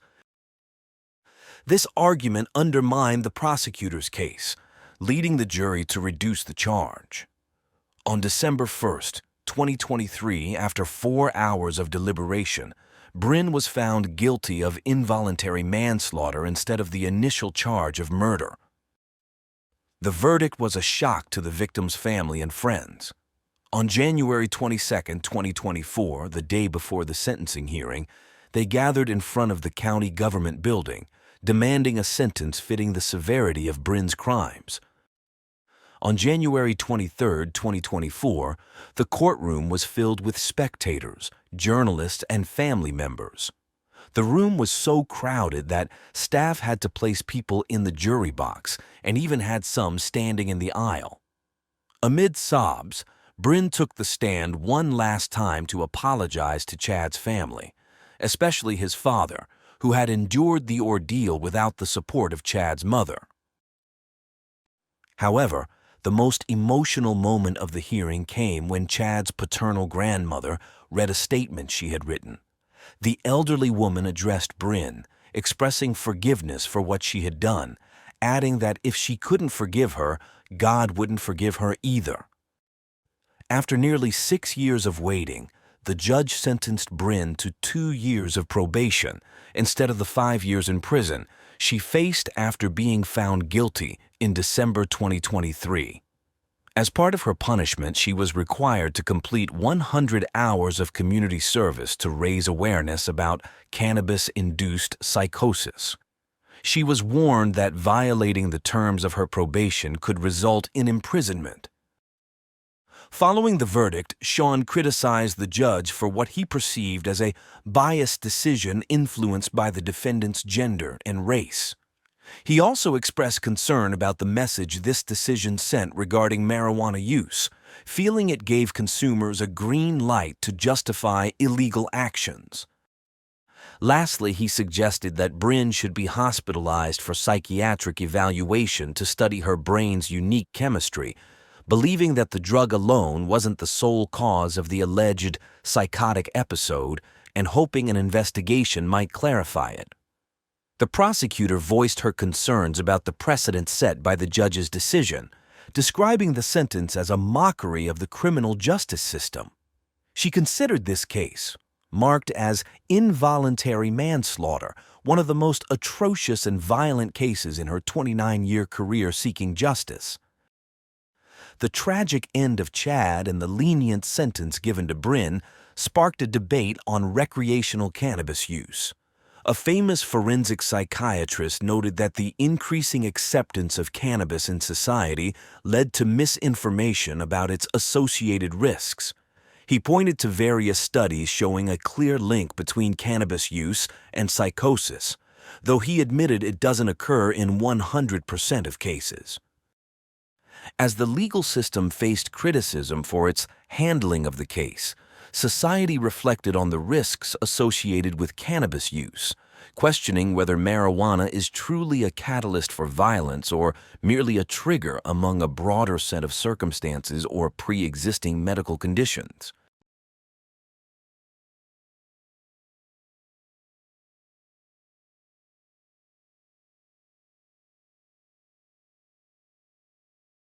During the time that she's been missing, have you looked through her property?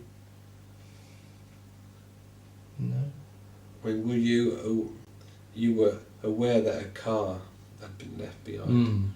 Were you aware of any other things that had been left behind that she'd normally have with her? No, I couldn't find her car keys, which was strange. As they always put in the drawer in the kitchen and they weren't there. So I assumed she had her car keys with her. Kate Wakefield Prout was born in 1952 in the ceremonial county of Gloucestershire, in the northwest of England, into a traditional family of English farmers. Her parents' names remain unknown, but it is well known that Kate's childhood was spent among the rural activities and games with her two brothers, Richard and Edward. The trio's bond remained strong over the years, but when adulthood arrived, Kate was the only one who pursued a different career path, working as a school teacher. During this period, both of her parents passed away. After settling the inheritance issues, the siblings divided the estate. By 1999, Kate, unmarried and childless, decided to retire early. She sold her share of the houses, intending to rest, enjoy the vast greenery, and spend more quality time with Richard and Edward. She also planned to indulge in her favorite hobbies, being near the beach, surrounded by animals, and arranging flowers. Kate moved to the countryside to live with her brothers, who were engaged in farming. At 48 years old, tall, blonde, green-eyed, and intellectually accomplished, Kate was very attractive. During this time, she met a younger neighbor, Adrian Prout, who was going through a difficult period after ending a long relationship and caring for his teenage daughter, Laura. Edward allowed Adrian to temporarily live in a mobile home on their property. In gratitude, Adrian helped with the farm work, and Edward admired him for his business acumen and drive. Kate and Adrian quickly hit it off, fell in love, and got married in September 2000. They bought a lovely house together, but sold it 4 years later when they received an excellent offer. With the proceeds, they realized a dream by purchasing 115 hectares on the outskirts of Red Marley Dabito, a beautiful area. In 2004, the couple moved to Red Hill Farm in Red Marley, investing a significant amount of $1.2 million. The plan was for Adrian to manage the farm, continue his piping business, and organize pheasant hunting events, which were highly prized by wealthy British landowners. With Adrian's dedication and Kate's efforts in public relations and catering, their hunting events, which adhered to conservation rules to protect wildlife, became very popular. However, the harmony in their marriage began to falter when Laura, Adrian's 17-year-old daughter, moved in with them. Initially, the tensions were typical for having a teenager in the house. However, things worsened when Laura's boyfriend started spending a lot of time at their home. One day in 2006, Kate prepared an elaborate lunch for the four of them, but Laura and her boyfriend decided to eat elsewhere at the last minute. Frustrated and at her wits' end, Kate confronted them with everything she had been holding back. The argument was so intense that Laura decided not to live on the farm anymore. This incident strained Kate and Adrian's relationship further, leading to frequent and heated arguments. The situation escalated to the point where Adrian, in a fit of anger, pushed Kate against a truck. Adrian pushed Kate with such force that she hit the metal siding of a truck. Determined to leave him, she packed a bag with her essentials and went to stay with her brother Richard. However, a few weeks later, they reconciled, and Kate returned to Adrian. The peace was short-lived. On February 1, 2007, Kate called her brother Richard again, revealing that Adrian had been arrested for domestic violence. During a brutal argument, plates were thrown, hitting Kate on the head, and the confrontation continued in the garden. It ended with Adrian holding her by the neck over an empty pool, threatening to drop her. Despite mutual accusations, there were no witnesses. After this terrifying incident, Kate stayed with Richard and his wife for a considerable time. During this period, she confided in them about Adrian's controlling and abusive behavior. She revealed that despite co-owning their property, Adrian withheld her share of the income, forcing her to rely on her pension for personal expenses. Realizing the marriage was over, Richard and his wife were unaware that Kate had remained in contact with Adrian. In fact, 2 months after the pool incident, Adrian convinced her to meet face-to-face. They reconciled that night, but the happiness was short-lived, and the heated arguments resumed. Determined to protect her financial interests, Kate began documenting numerous details about her marriage in her personal diary, expressing herself in ways she had never done before. The summer of 2007 was tumultuous, and in an attempt to save their marriage, Kate planned a romantic trip to Italy, buying tickets for October. When Adrian backed out at the last minute, Kate invited her sister-in-law instead. Before leaving, Kate made arrangements to ensure Adrian was comfortable at home, including hiring a woman named Diane Bellamy to care for the dogs, plants, and day-to-day tasks. Upon returning, Kate suspected a clandestine romance between Adrian and Diane. Though Diane testified in court that it wasn't true, she admitted that Adrian had attempted to kiss her several times. One evening in late October 2007, while at a bar with friends and clients, Kate, inebriated, began airing her grievances loudly. She accused Adrian of having an affair and criticized Laura, Adrian's daughter. When Adrian tried to calm her, Kate slapped him in front of everyone. The party ended abruptly, and Kate spent the night at a neighbor's house. Following this incident, they seriously considered divorce. Kate sought legal advice and requested an updated appraisal of their shared property, which had significantly increased in value to $1.84 million. Adrian offered her $850,000 in maintenance, but on Sunday, November 4th, 2007, Kate refused. She stated that the only offer she would accept, being generous, was $1.13 million, which she felt was fair. Adrian was furious, knowing that to pay her that amount, he would have to sell the land they had bought 3.5 years earlier, an option he was unwilling to consider. The next day, Monday, November 5th, 2007, Kate was seen at a fruit market in Ledbury, and later, around 3:30 p.m., contacted her bank. After withdrawing $21,000, she rejected Adrian's financial settlement in the divorce negotiations. What happened next has been pieced together as follows. Around 5:30 p.m., they argued in one of the tourist lodges they offered to hunting enthusiasts on their property. Adrian was preparing for a pheasant hunt with clients scheduled for the next day. Knowing this, Kate threatened to disrupt the event and embarrass him in front of everyone unless he agreed to her demands. Furious, he remained steadfast in his position. Kate reminded him that the property was purchased largely with her father's inheritance. The argument escalated until Adrian grabbed her by the neck with both hands and squeezed with all his strength. After about 15 seconds, Kate fell to the ground, lifeless. Realizing he no longer had to divide his fortune, Adrian went to the main house, sat in a chair, poured himself a whiskey and savored it. A while later he returned, wrapped Kate's body in a curtain and some large white plastic sheets, put her body in the trunk of his truck and drove to a local bar for a few beers. By the time he returned to the car, it was dark.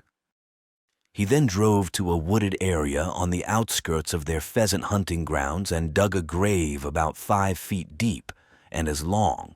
Finally, he buried the body and left. With no news from his sister and unable to reach her by phone, Richard asked a mutual friend who lived nearby to check on her. The friend found the door unlocked and Kate's car parked outside, but no sign of either Kate or Adrian. Like Richard, the friend couldn't reach them on their cell phones.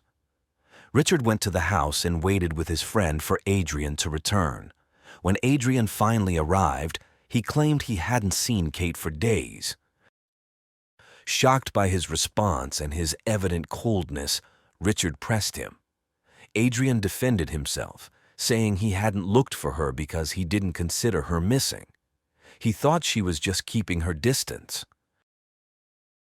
Under Richard's insistence, on November 10, 2007, Adrian reported Kate's strange absence to the police. Despite launching an extensive search of the farm and its surroundings, the authorities found no trace of Kate. The last confirmed sighting was on Monday at the fruit market. After that, nothing. Given the peaceful nature of their village and Kate's popularity with neighbors, the situation was deeply troubling. No one in the village suspected Adrian. As a wealthy, middle-aged businessman, they believed he had too much to lose to harm his wife. However, the police couldn't ignore his connection to the missing woman. On Sunday, November 11, 2007, Adrian was brought in for questioning. The police immediately noticed some peculiar details.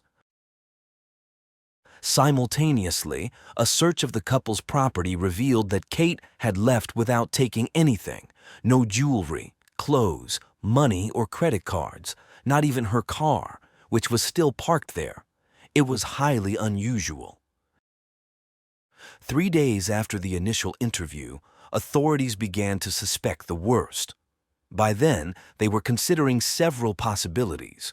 The first was that Kate had left for some reason and, after encountering harm, was unable to return or contact her family. The second was that she had left deliberately and didn't want to be found. The final, more sinister scenario was that a crime had occurred, either an abduction or something worse. This launched one of the largest search operations in Gloucestershire, involving over 60 officers. Additionally, the same trained dogs used in the search for missing British girl Madeleine McCann were deployed. Dozens of police officers combed the grounds while helicopters equipped with infrared cameras and tactical police divers scoured the ponds. To grasp the scale and difficulty faced by the search team, the estate spanned over 250 acres, equivalent to approximately 240 American football fields, each measuring 1.32 acres. And this was only a fifth of the cultivable land, which also included at least half the area covered by woodland. Initially, officers identified over 100 areas where a body could be buried, but ultimately ruled them all out. They also searched inside Kate and Adrian's home and around the property's perimeter, using specialized dogs. Despite the challenges of searching without a body, the dog indicated a spot near the patio, which, according to its handler, suggested a body had been there at some point. This result strengthened investigators' belief that Adrian was the prime suspect, but without solid evidence, there was little they could do. Around this time, Diane ran into Adrian at a bar. Believing he was devastated like everyone else, she expressed her support.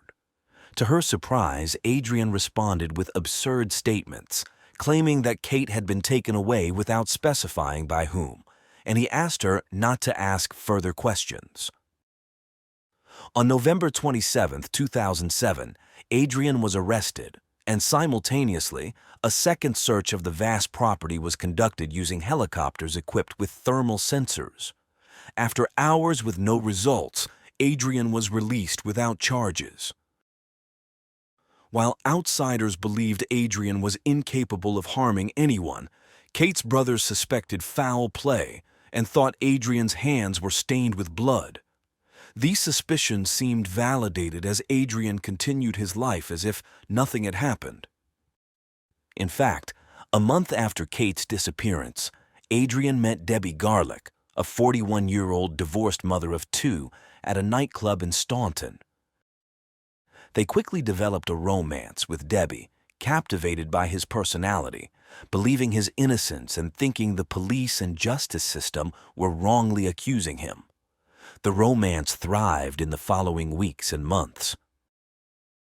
In early February 2008, Diane encountered Adrian again and noticed he seemed frightened. Meanwhile, investigators found Kate's personal diary in her car, leading to Adrian's second arrest on February 19, 2008, for suspicion of murder. However, he was released on bail, and Richard and Edward begged him to confess what they believed was already obvious. Spring and summer passed, with each new season deepening the despair of Kate's loved ones, who watched in disbelief as the case seemed to dissolve without progress or answers. The stark contrast was Adrian's idyllic life with his now fiancée Debbie. In February 2009, the police informed Adrian that he was no longer a suspect. Elated, he convinced Debbie to move in with him at the property he had once shared with Kate. However, 3 weeks later, on March 10, 2009, the police knocked on the door to arrest Adrian once more. Although he was jailed for a month, he was again released on bail.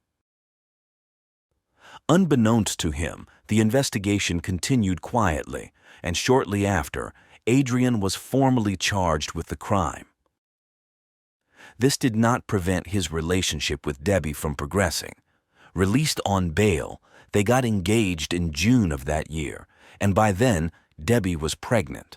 Their daughter was born on January 7, 2010, after a scheduled delivery. Despite the looming criminal charges and the ugly suspicions surrounding Adrian, they maintained the facade of a happy family, with Adrian portraying himself as a good father and husband. The trial began on January 21, 2010, with Adrian proclaiming his innocence. Debbie attended the hearings, bringing their weeks-old baby. One of the testimonies was from Diane, who clarified that, despite Kate's suspicions, there had never been any relationship between her and Adrian. Diane recounted how Adrian had tried to seduce her and detailed his strange behavior after Kate's disappearance. By the end of the third week, in a remarkable effort, the investigation officers convinced the jury that all evidence pointed towards Adrian. Consequently, in February 2010, Kate Prout was found guilty of murder and sentenced to life imprisonment with a minimum of 18 years behind bars.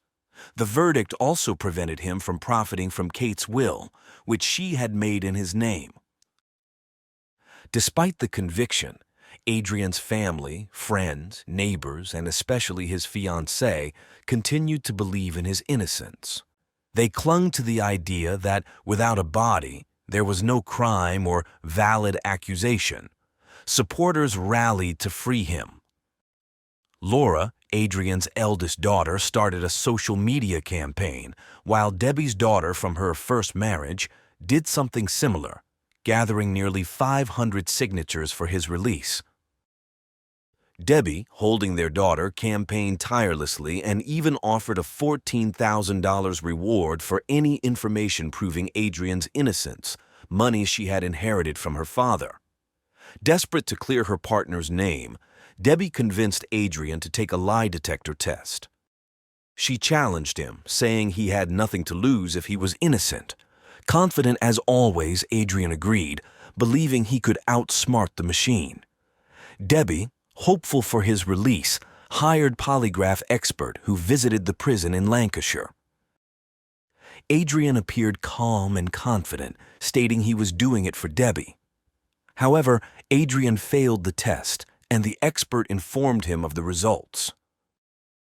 The expert then called Debbie, who was shocked and in disbelief. Debbie needed answers, so she visited Adrian in prison to hear the truth from him directly. Still harboring a sliver of hope that it was all a misunderstanding, Debbie was devastated when Adrian confessed the terrible truth. In shock, She listened to his pleas not to leave him, but knew she had to be resolute.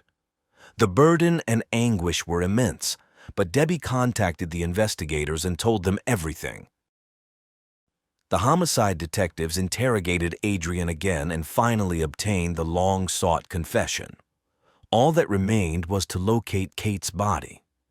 On Friday, November 18, 2011, authorities took Adrian to the farm. Handcuffed, Adrian led them to a wooded area within the pheasant hunting grounds and indicated where he had buried Kate. Despite the directions, the search was challenging, requiring ground-penetrating radar and search dogs. A forensic archaeologist also assisted in the delicate task. On the 5th day of digging, they found what appeared to be Kate's remains. Richard and Edward were the first to be notified, and although they were informed that formal identification was still pending, the news brought them a sense of closure.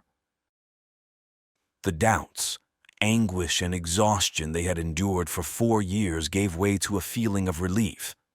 This relief grew when the forensic team confirmed the remains were indeed Kate's. The Gloucestershire police broke the news to the press and offered Richard and Edward a chance to speak about their harrowing experience over the past 4 years. Richard and Edward emphasized the difficulty of knowing who was responsible for Kate's disappearance while being unaware of the fate Adrian had chosen for her. They expressed their only desire was to give Kate the rest she deserved and to move forward with their lives. When asked about their feelings towards Debbie, Richard acknowledged that she was now in a position similar to theirs, finally forced to face a terrible truth. The family held Kate's funeral on January 4, 2012, choosing to keep it strictly private. It had been 4 years and 2 months since her brutal murder, but Richard said they were relieved to have closure. By then, the veil that once clouded Debbie's judgment had lifted, and she understood the manipulative nature of Adrian. In media interviews, Debbie stated she was certain Adrian had used her and their young daughter to portray a false image of a responsible and loving family man. As of 2024, the once powerful English landowner remains behind bars. The farm was sold by Kate's brothers, with the proceeds going to a local hospital and to Kate's nieces and nephews.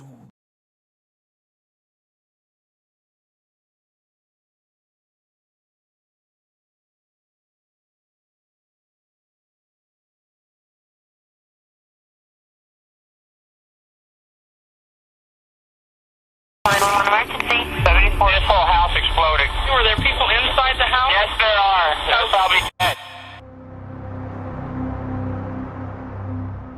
These are not images of an ordinary fire. They depict the scene of a horrific crime that took place in 2001, orchestrated by a man labeled as a family annihilator. This event revealed the dual nature of Robert Fisher, a man who appeared to be a devoted father and husband to the community, but meticulously planned each step of his atrocious act. He subsequently became one of the FBI's 10 most wanted fugitives.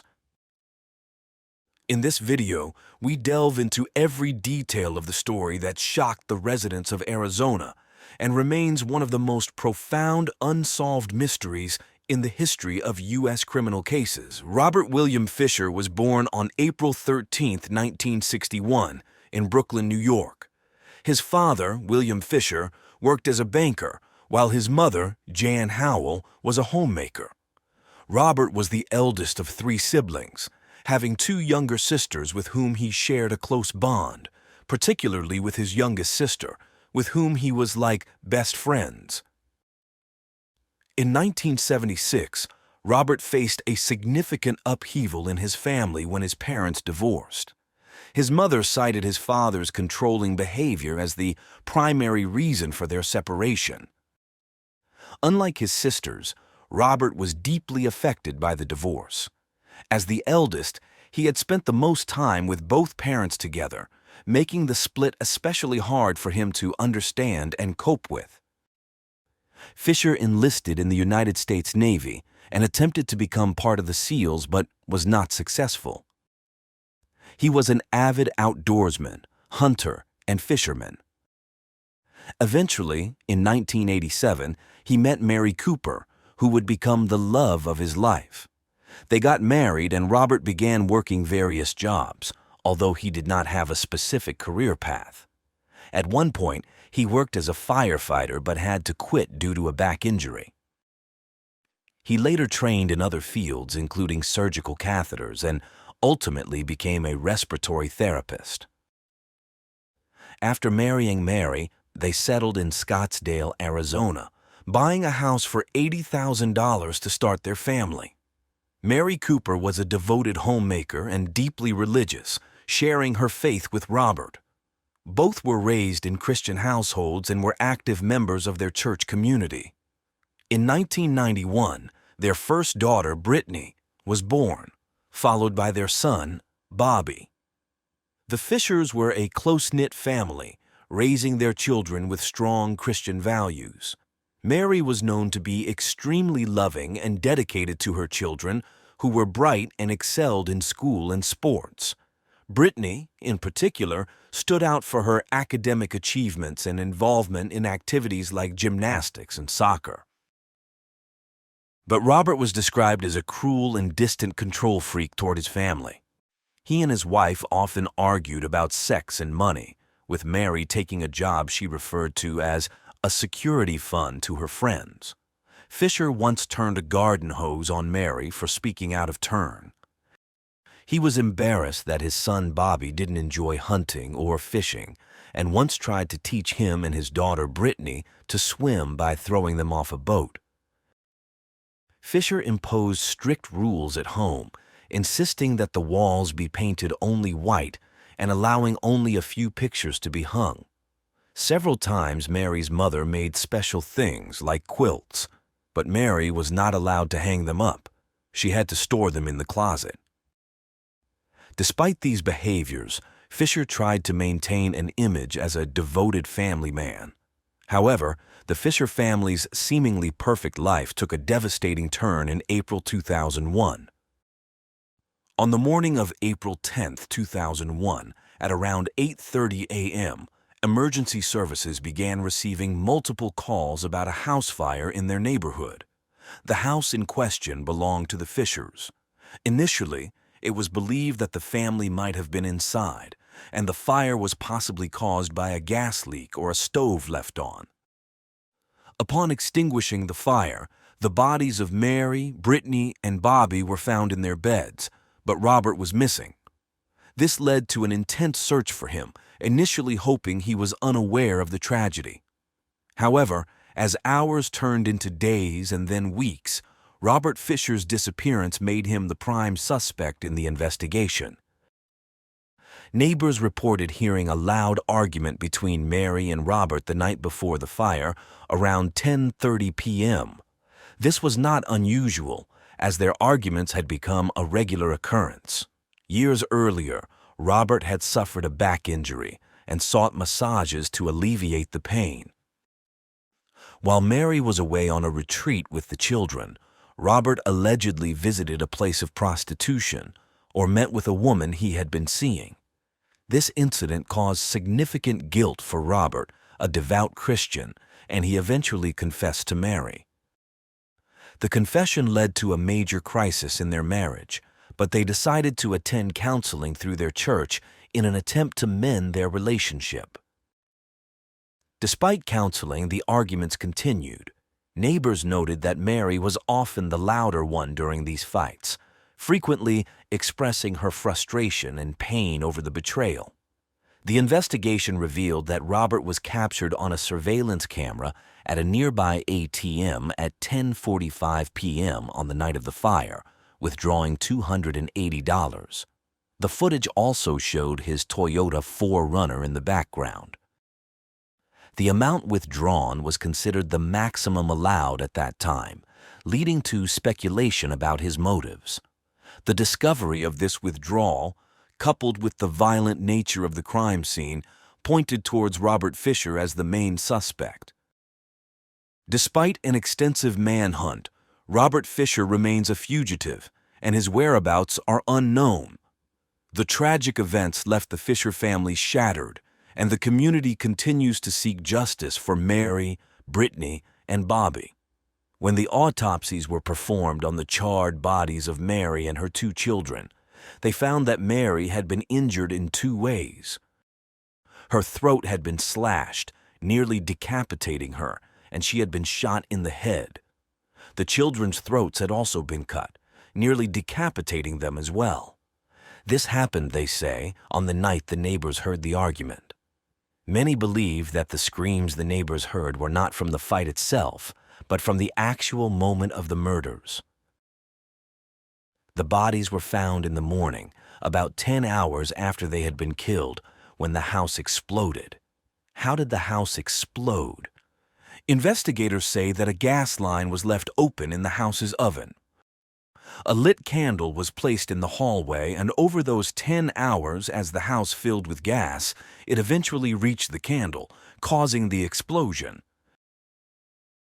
Robert became the main suspect, especially because he disappeared after the incident and never reappeared, making it obvious to the police that he was involved. Many thought that with his knowledge as a firefighter and his work in mechanics, he believed there would be no evidence left to incriminate him. They assumed he might have planned to make it seem like he was also inside the house, and due to the fire's intensity, his body wouldn't be found. This, they thought, was his way of escaping the situation. But why would he murder his own family? There are many theories, but the most focused one in this case is that he didn't want to allow a divorce from Mary. As I mentioned earlier, Robert experienced his parents' divorce when he was very young, which hit him very hard. Friends who knew him said he often mentioned he would never let his children go through what he had endured. In the days leading up to the incident, Robert had been unfaithful to Mary, and although she forgave him once, he cheated again. Mary, realizing this, decided it was enough and sought a divorce. Some friends mentioned that just days before, Mary had explained her plans to divorce Robert and that she was determined to go through with it. This decision did not sit well with Robert, who didn't want his children to experience the trauma of divorce. This led him to act as he did, believing that if he couldn't have Mary and his children, no one else could. Regarding Robert's personality, many would think he was a normal man with a wonderful family life, but that wasn't the case. Over time, some of his peculiar behaviors became apparent. For instance, he had a strange and intense passion for hunting. Friends recounted that once, after killing an animal during a hunt, he smeared its blood all over his face and body in a bizarre manner. On another occasion, while fishing, he reportedly dived into the water with a knife in his mouth and began stabbing fish to catch them, which was quite unusual. Additionally, he struggled with the disappointment of not being able to join the firefighters or the U.S. Navy due to a back problem, which seemed to weigh heavily on him. Moreover, those who knew him more intimately spoke of his controlling nature. Mary had confided in her mother-in-law that Robert's controlling behavior made her feel very strange and uncomfortable. His mother acknowledged that she had divorced Robert's father for similar reasons, as he had been equally controlling.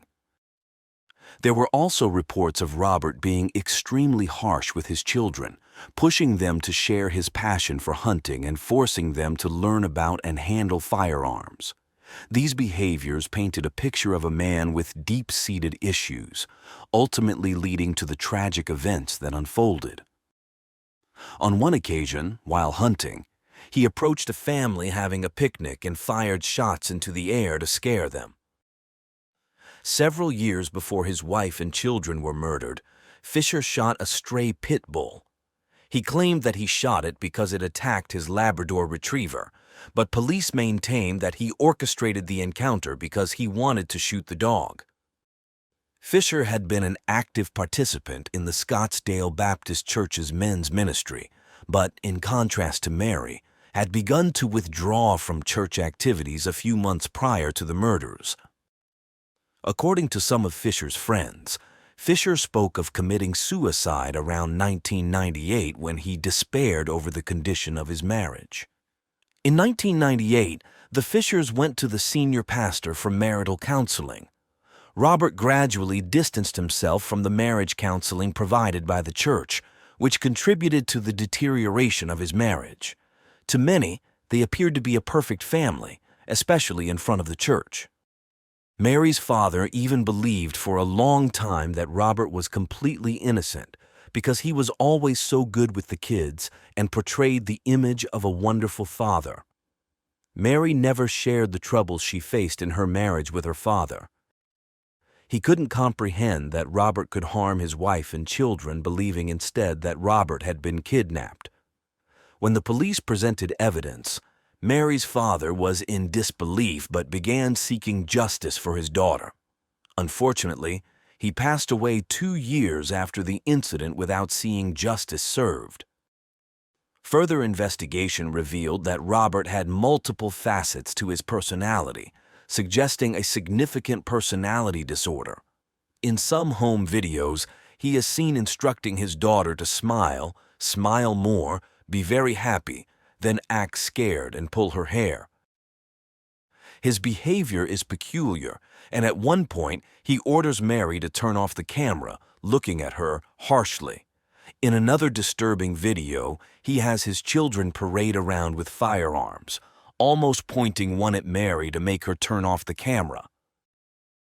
These clues led the police to consider Robert Fisher the sole person of interest, eventually placing him on the FBI's 10 Most Wanted list. By April 20th of the same year, several days after the incident, his Toyota truck was found in the National Forest where he was seen withdrawing money from an ATM. Near the passenger door, a large pile of human excrement was discovered, leading investigators to believe he was hiding in the area, possibly in one of the many caves. Reports of sightings began to surface, with one couple claiming they saw him walking along Young Road days before the truck was found.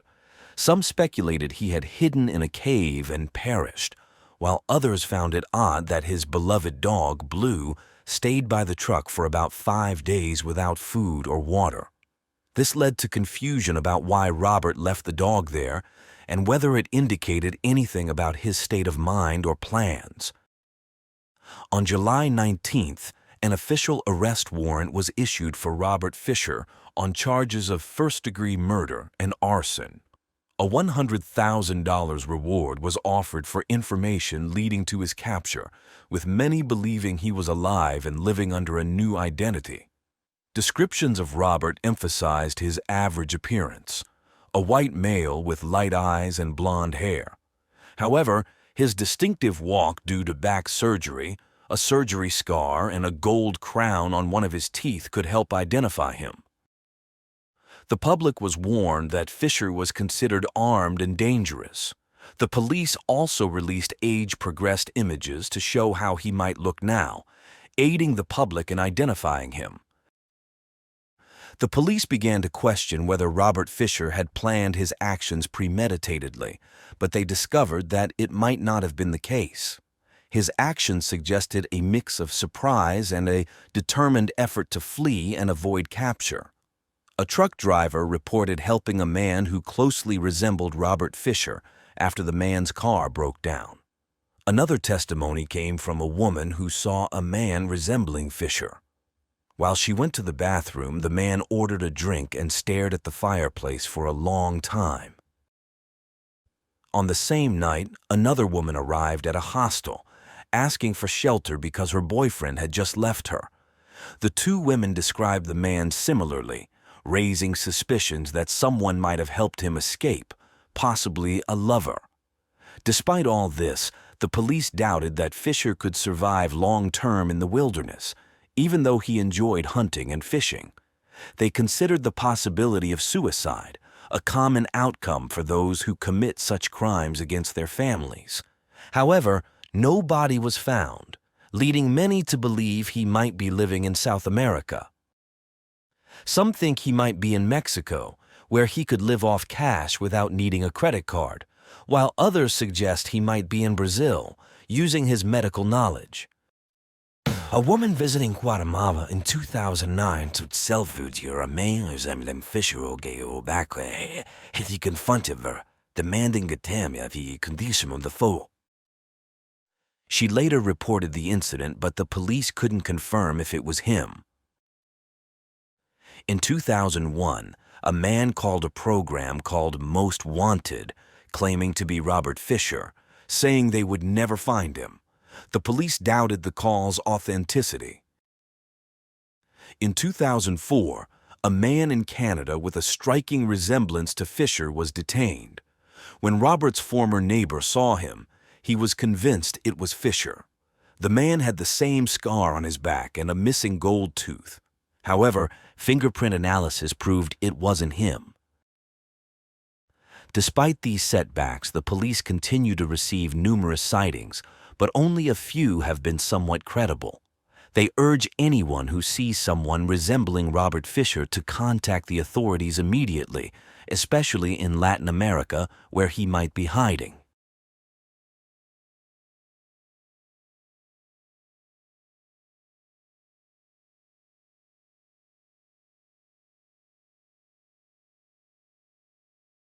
It was October 7th, 1992, a seemingly ordinary Wednesday evening that would soon turn into a nightmare for one family. 7-year-old Nikki Allen, with her bright eyes and innocent smile, had decided to make the short journey home from her grandfather's apartment, just a floor below her own. She knew the path well. It was a journey she had made countless times. As the clock struck 8:30 p.m., Nikki's small footsteps echoed through the dimly lit corridors of the building. Little did anyone know, these would be the last moments of her life as she made her way through the familiar route. Nikki Allen was born in England during the 1980s, one of 4 daughters to Sharon Henderson. They lived in a low-income housing estate in the city of Sunderland, located in Tyne and Wear, in the northeastern part of England. At 7 years old, Nikki spent her days with her 3 sisters, Stacy, 8, Sarah, 3, and Niam, 2. Sharon, despite being a loving mother, faced a series of unfortunate relationships. The father of Stacy and Nikki abandoned them, and her subsequent partner also left, failing to take responsibility for Sarah and Niam. Sharon had to work hard to provide for her children, as none of the fathers contributed to their upbringing. Fortunately, her father, who lived in the same building, was a supportive and loving grandfather. He helped Sharon with the girls whenever he could. Despite the challenges of single motherhood, Sharon ensured her daughters never lacked anything essential. Though their budget was tight, the love and dedication Sharon showed made their home a place of joy and warmth. The family cherished weekends and holidays like Christmas and Carnival, often taking outings in the eastern parts of the city. Nikki, like most children, was oblivious to their financial struggles, radiating happiness. Described as a lively and cheerful child with adventurous spirit, her brownish-red hair contrasted beautifully with her fair skin, complemented by her vibrant brown eyes and an infectious smile that made her stand out. On the evening of Wednesday, October 7th, 1992, Nikki and her sisters were being looked after by their grandfather. Around 8:30 p.m., Nikki decided to go home, which was just a floor below in the same building. It was common for one of the older girls to head home first. Nikki knew the short route well, having traversed it many times without issue. That night, Sharon returned home to find Nikki missing. Initially, this didn't raise alarm, as her other daughters, Stacy, Sarah, and Niam, had not arrived either. But when they returned without Nikki, Sharon called her father, who confirmed Nikki had left his apartment 10 minutes before her sisters. The building was a tight-knit community where everyone knew each other, and mutual support was a daily practice. Nikki was well-liked for her endearing nature. In growing worry, Sharon began knocking on neighbors' doors, asking if anyone had seen her daughter and calling everyone she knew to find Nikki. When no one could provide any information, Sharon's fear turned to dread. Nikki was missing. The community organized search parties to scour every corner of the building and its surroundings. The search went on through the night and into the early hours of the morning. Sharon's anxiety escalated into panic and desperation. As dawn broke on Thursday, October 8th, with no sign of Nikki, the family contacted the authorities. The police arrived and began a thorough search, questioning residents, Sharon, the grandfather, and anyone who might know something. A discovery that froze everyone's blood was made. Nikki's small shoes were found discarded at the entrance of an abandoned building not far from her home.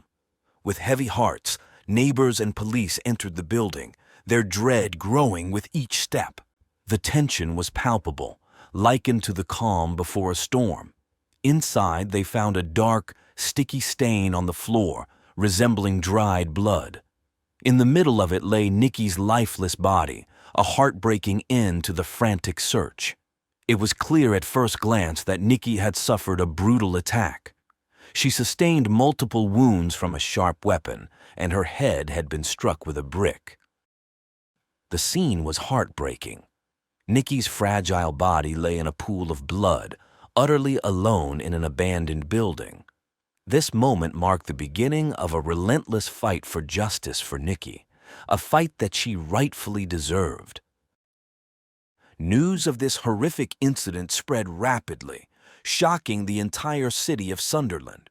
The community was not only devastated because it involved a young, innocent child, but also because of the sheer brutality of the crime.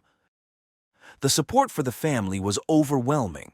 Hundreds gathered to support Sharon and her family at the painful funeral. The media quickly picked up the story, pushing for updates on the investigation, which in turn put immense pressure on the authorities to solve the case. The police started the investigation. The entire intelligence apparatus was mobilized to find clues and testimonies that could shed light on the perpetrator. A composite sketch was created and compared with various suspects. However, as months passed, no solid leads emerged and no suspects were identified. Despite the pain and anguish, Sharon did not give up. Throughout 1992, she remained resilient, giving interviews and urging the authorities to produce results. The detectives assured Sharon of their unwavering support and the commitment of the entire Sunderland police force to find the culprit and bring them to justice. But beyond the declarations and good intentions, the path to truth was fraught with obstacles and dead ends. Yet, Sharon clung to the hope that justice would eventually be served for the tragic loss of her beloved daughter. In late 1993, the investigation focused on George Herron, a young man who lived near Nikki's home. The evidence found at his residence was troubling. A knife matching the pattern of Nikki's wounds was discovered, along with bloodstains on his shoes and clothes. George's sister provided crucial information, noting that on the night Nikki disappeared, George had spent an unusually long time in the bathroom. Although George initially denied leaving that night, 4 witnesses claimed to have seen him at nearby pubs buying Nikki's favorite chips. The police believe George used the snacks to lure Nikki to the abandoned building where she was killed. George insisted he was innocent, but he was detained as a suspect.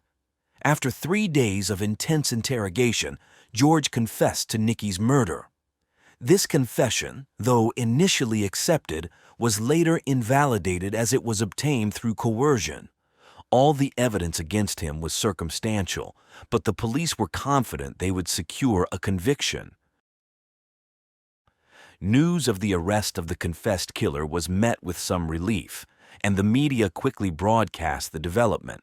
Sharon felt a burden lifted, having spent an entire year desperately searching for her daughter's attacker, whom she described as a monster.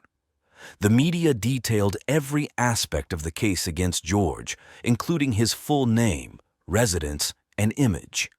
However, the case against George fell apart when the court ruled his recorded confession inadmissible, citing it was obtained through police intimidation. After a brief trial, it was concluded that there was no evidence proving George's involvement in the crime, and he was declared innocent of Nikki's murder. For his protection, following public scrutiny, George was granted a new identity and relocated away from Sunderland to start anew. Nevertheless, Sharon believed in the police's version and remained convinced that George was responsible for her family's tragedy. Determined to seek justice, Sharon filed a civil suit against George in 1994, accusing him of wrongful death. The court ruled in Sharon's favor, ordering George to pay over £7,000, a sum she never received as George could not be located. Despite the setback, the police continued to investigate, gathering reports and following leads, but the case grew cold over time. 20 years after Nikki's tragic death, the case remained open but stagnant. Unexpectedly, a breakthrough emerged, offering new hope for justice for Nikki and her anguished family. In February 2014, serial offender Stephen Greaves' son, already incarcerated, became a suspect. His modus operandi in previous crimes closely matched Nikki's case. Stephen had a history of cooperating with authorities, confessing to unsolved crimes and providing valuable information on similar cases, making him a crucial resource for the investigators. However, this time, Stephen took a completely different approach. He declared his innocence and refused to cooperate with any aspect of the investigation. After decades of dead ends and false leads, hopes were pinned on the significant advancements in forensic technology of that era. Investigators conducted blood analyses to find evidence linking Stephen to Nikki's murder, but the results ultimately excluded him as a suspect. Once again, they were back to square one and had to start from scratch. This was disappointing news for the investigators and for Sharon, Nikki's mother, who had placed her hopes on this new lead. Despite the setback, Sharon didn't give in to despair. Committed to keeping her daughter's case in the public eye, she continued to give interviews to the media. Through her courageous persistence, she hoped to keep Nikki's memory alive and to maintain pressure on the authorities to fulfill their duty of ensuring justice for her little girl. As the 25th anniversary of Nikki's murder approached, Sharon made a public revelation that was both raw and heartbreaking. She admitted that she had not been a good mother to Stacy, Sarah, and Niam. She acknowledged that her other 3 daughters had grown up feeling neglected, accustomed to seeing their mother constantly dealing with the media and police, dedicating all her time and effort to keeping Nikki's case in the spotlight. Sharon's candid admission had a profound impact on the British public and sparked a wide-ranging debate about the struggles faced by those who suffer the tragic loss of a loved one and how it can affect other important areas of their lives.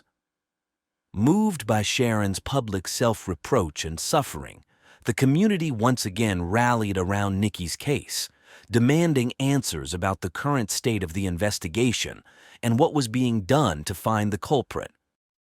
The pressure on the authorities intensified, and hopes for justice for Nikki were reignited. The media also got involved, emphasizing that the quest for truth and justice for Nikki was not just a legal battle, but also an emotional and exhausting ordeal for Sharon and her family. In May 2016, Sharon received a startling call from a woman claiming to have new information about Nikki's murder. This person, who had been 12 years old at the time of Nikki's disappearance and had been babysitting near the crime scene, shared her memories and possible leads with the police.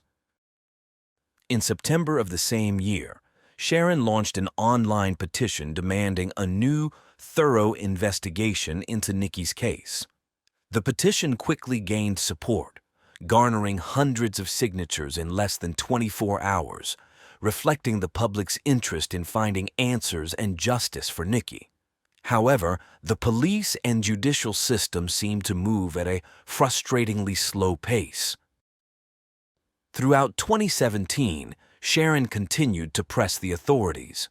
They assured her that they were still working on the case, even if no public updates were given.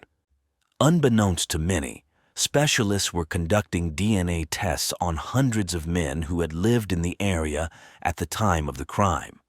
This effort eventually led to a valuable lead. In October 2017, around the 25th anniversary of Nikki's death, the police announced a significant forensic breakthrough that could potentially resolve the case. They had successfully obtained a DNA sample from an unknown male, offering new hope. On April 17, 2018, the police arrested David Thomas Boyd, a 54-year-old man previously convicted of offenses against children, as a suspect in Nikki's murder. Based on new evidence gathered during 2016 and 2017, it was discovered that David had been a former neighbor of Nikki's grandfather, making him a potential suspect who fit the perpetrator's profile. The police raided a house where David lived and detained him. The authorities conducted a new round of interrogations, meticulously examining alibis and available evidence. However, lacking solid evidence directly linking him to Nikki's murder, they had to release him pending further investigation. Despite being a promising lead, the lack of conclusive evidence prevented David from being formally charged at that time. The case remained unsolved, and the search for the true culprit continued. The most devastating blow for Sharon came in 2019. The detective who had been assigned to the case from the beginning and had since become Chief Inspector of Sunderland Police was unexpectedly appointed as the new Chief of Police in Cleveland. This personnel change raised concerns about the proper continuity of the investigation, as it was unprecedented for a police chief from one city to simultaneously manage an ongoing case in another city. For Sharon, this news was a crushing setback, and she expressed her dismay publicly. As if that weren't enough, the detective was hired as part of a sensationalist television program that sought to track fugitives involved in crimes against celebrities. The scandal caused a national uproar, especially at a time when the reputation of the English police was under scrutiny due to various unfortunate events involving some law enforcement officers.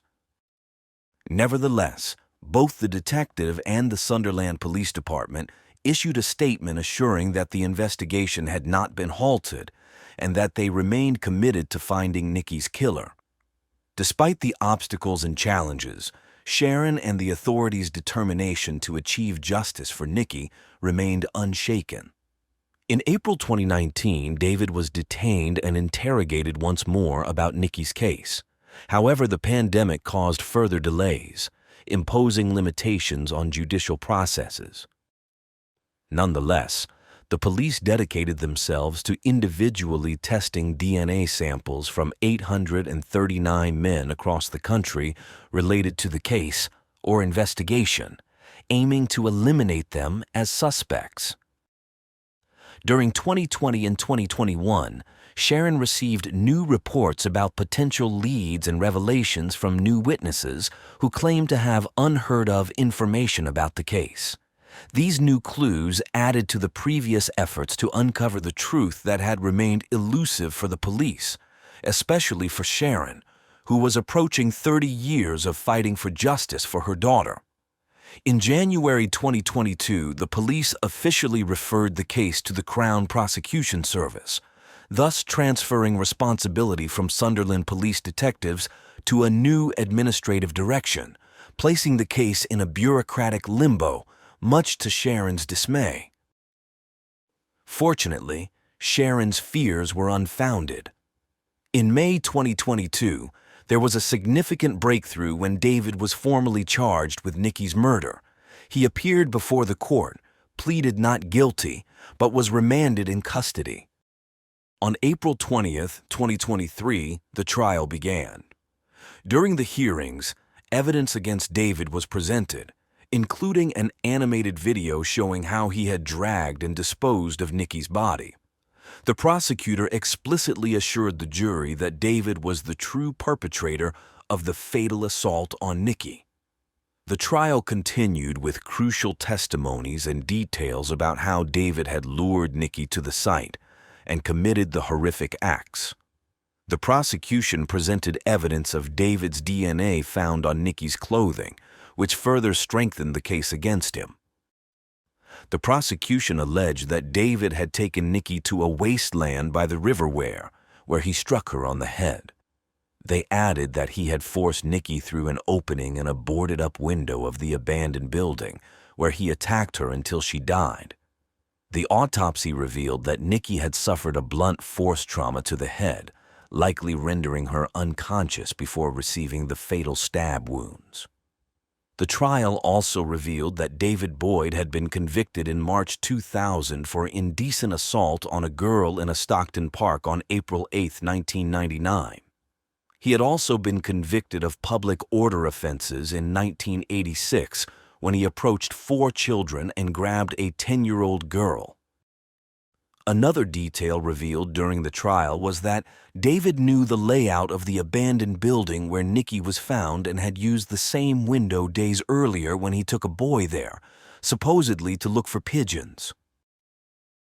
The defense argued that the evidence was merely innocent coincidences and that there was no direct proof of David's guilt. David concocted a story to explain the presence of his DNA on Nikki's clothing.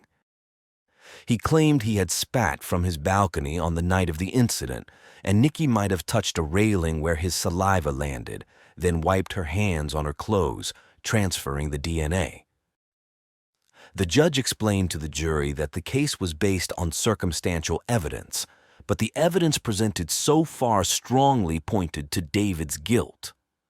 On May 12, 2023, after just 2.5 hours of deliberation, the jury found David guilty of Nikki Allen's murder. The verdict was a huge relief for Sharon and a victory for justice after decades of relentless pursuit. The man who ended Nikki's life in dreams and caused immense pain to her family would finally face justice for his cruel actions. On a day that seemed unreachable for Sharon, she finally got the results she had long awaited after 31 long years. When the court delivered the verdict declaring the man guilty, the news was met with a mix of relief and emotion, and the courtroom erupted in applause. Outside the court, under torrential rain, Nikki's family shared tears, hugs, and kisses. Despite the celebrations, there was still discontent among the family regarding the way the police investigation was conducted. Despite the historic verdict, Sharon expressed her frustration over the long wait and the fact that the man had lived freely for years without deserving it. Nikki's older sister, Stacy, recalled seeing David several times near the buildings where they lived during their childhood. She mentioned that all the children distrusted him and described him as a very creepy figure. At the time of her statements, Stacy was 39 years old and shared the profound impact finding her sister's body had on the community, as well as the immense damage to their family. As candid as her mother about the devastating effects of losing Nikki, Stacy confessed to having behavioral problems and resorted to substance abuse and rave parties to escape the pain. However, she eventually found a path to recovery and redemption. She now works helping people with substance and alcohol dependencies overcome their struggles and is also a boxing coach. The long-awaited news came on May 23, 2023. David was sentenced to life imprisonment with a minimum term of 29 years before he could be eligible for parole, meaning he would only be able to apply for release on August 16, 2049. Following the verdict, the police issued an apology to 56-year-old Sharon for the failures in the original investigation and celebrated that Nikki's case was finally closed. After the news broke, Sharon spoke to BBC News about the 31 years of waiting for Nikki to receive justice. When asked about the police's apology, she said she did not accept it. She pointed out that she had repeatedly asked if they were considering David as a suspect but was never listened to. She felt abandoned by the police all those years and stated that it took a forensic DNA breakthrough to finally capture David, who should have been on the police's radar from the beginning. Adding to her indignation was the fact that she learned about the conviction through the news. In response, the police stated that they had tried multiple times to contact Sharon but could not reach her until after the media interviews. They assured that she would be given the opportunity to speak with a senior police official. Sharon responded that she preferred actions over words and urged the police to investigate other individuals she believed might be implicated in the crime. The official response to Sharon's new suspicions came swiftly. The investigator who had led the investigation since 1992 asserted that the police were confident David acted alone.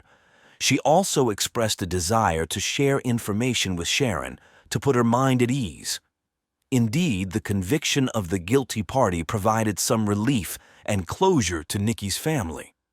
However, Sharon said that a wound remained open in her heart. Nikki's story teaches us the importance of persevering until the truth is found. It also highlights the need to ensure that families who lose a loved one to violent crime receive adequate support throughout the often devastating process of seeking justice.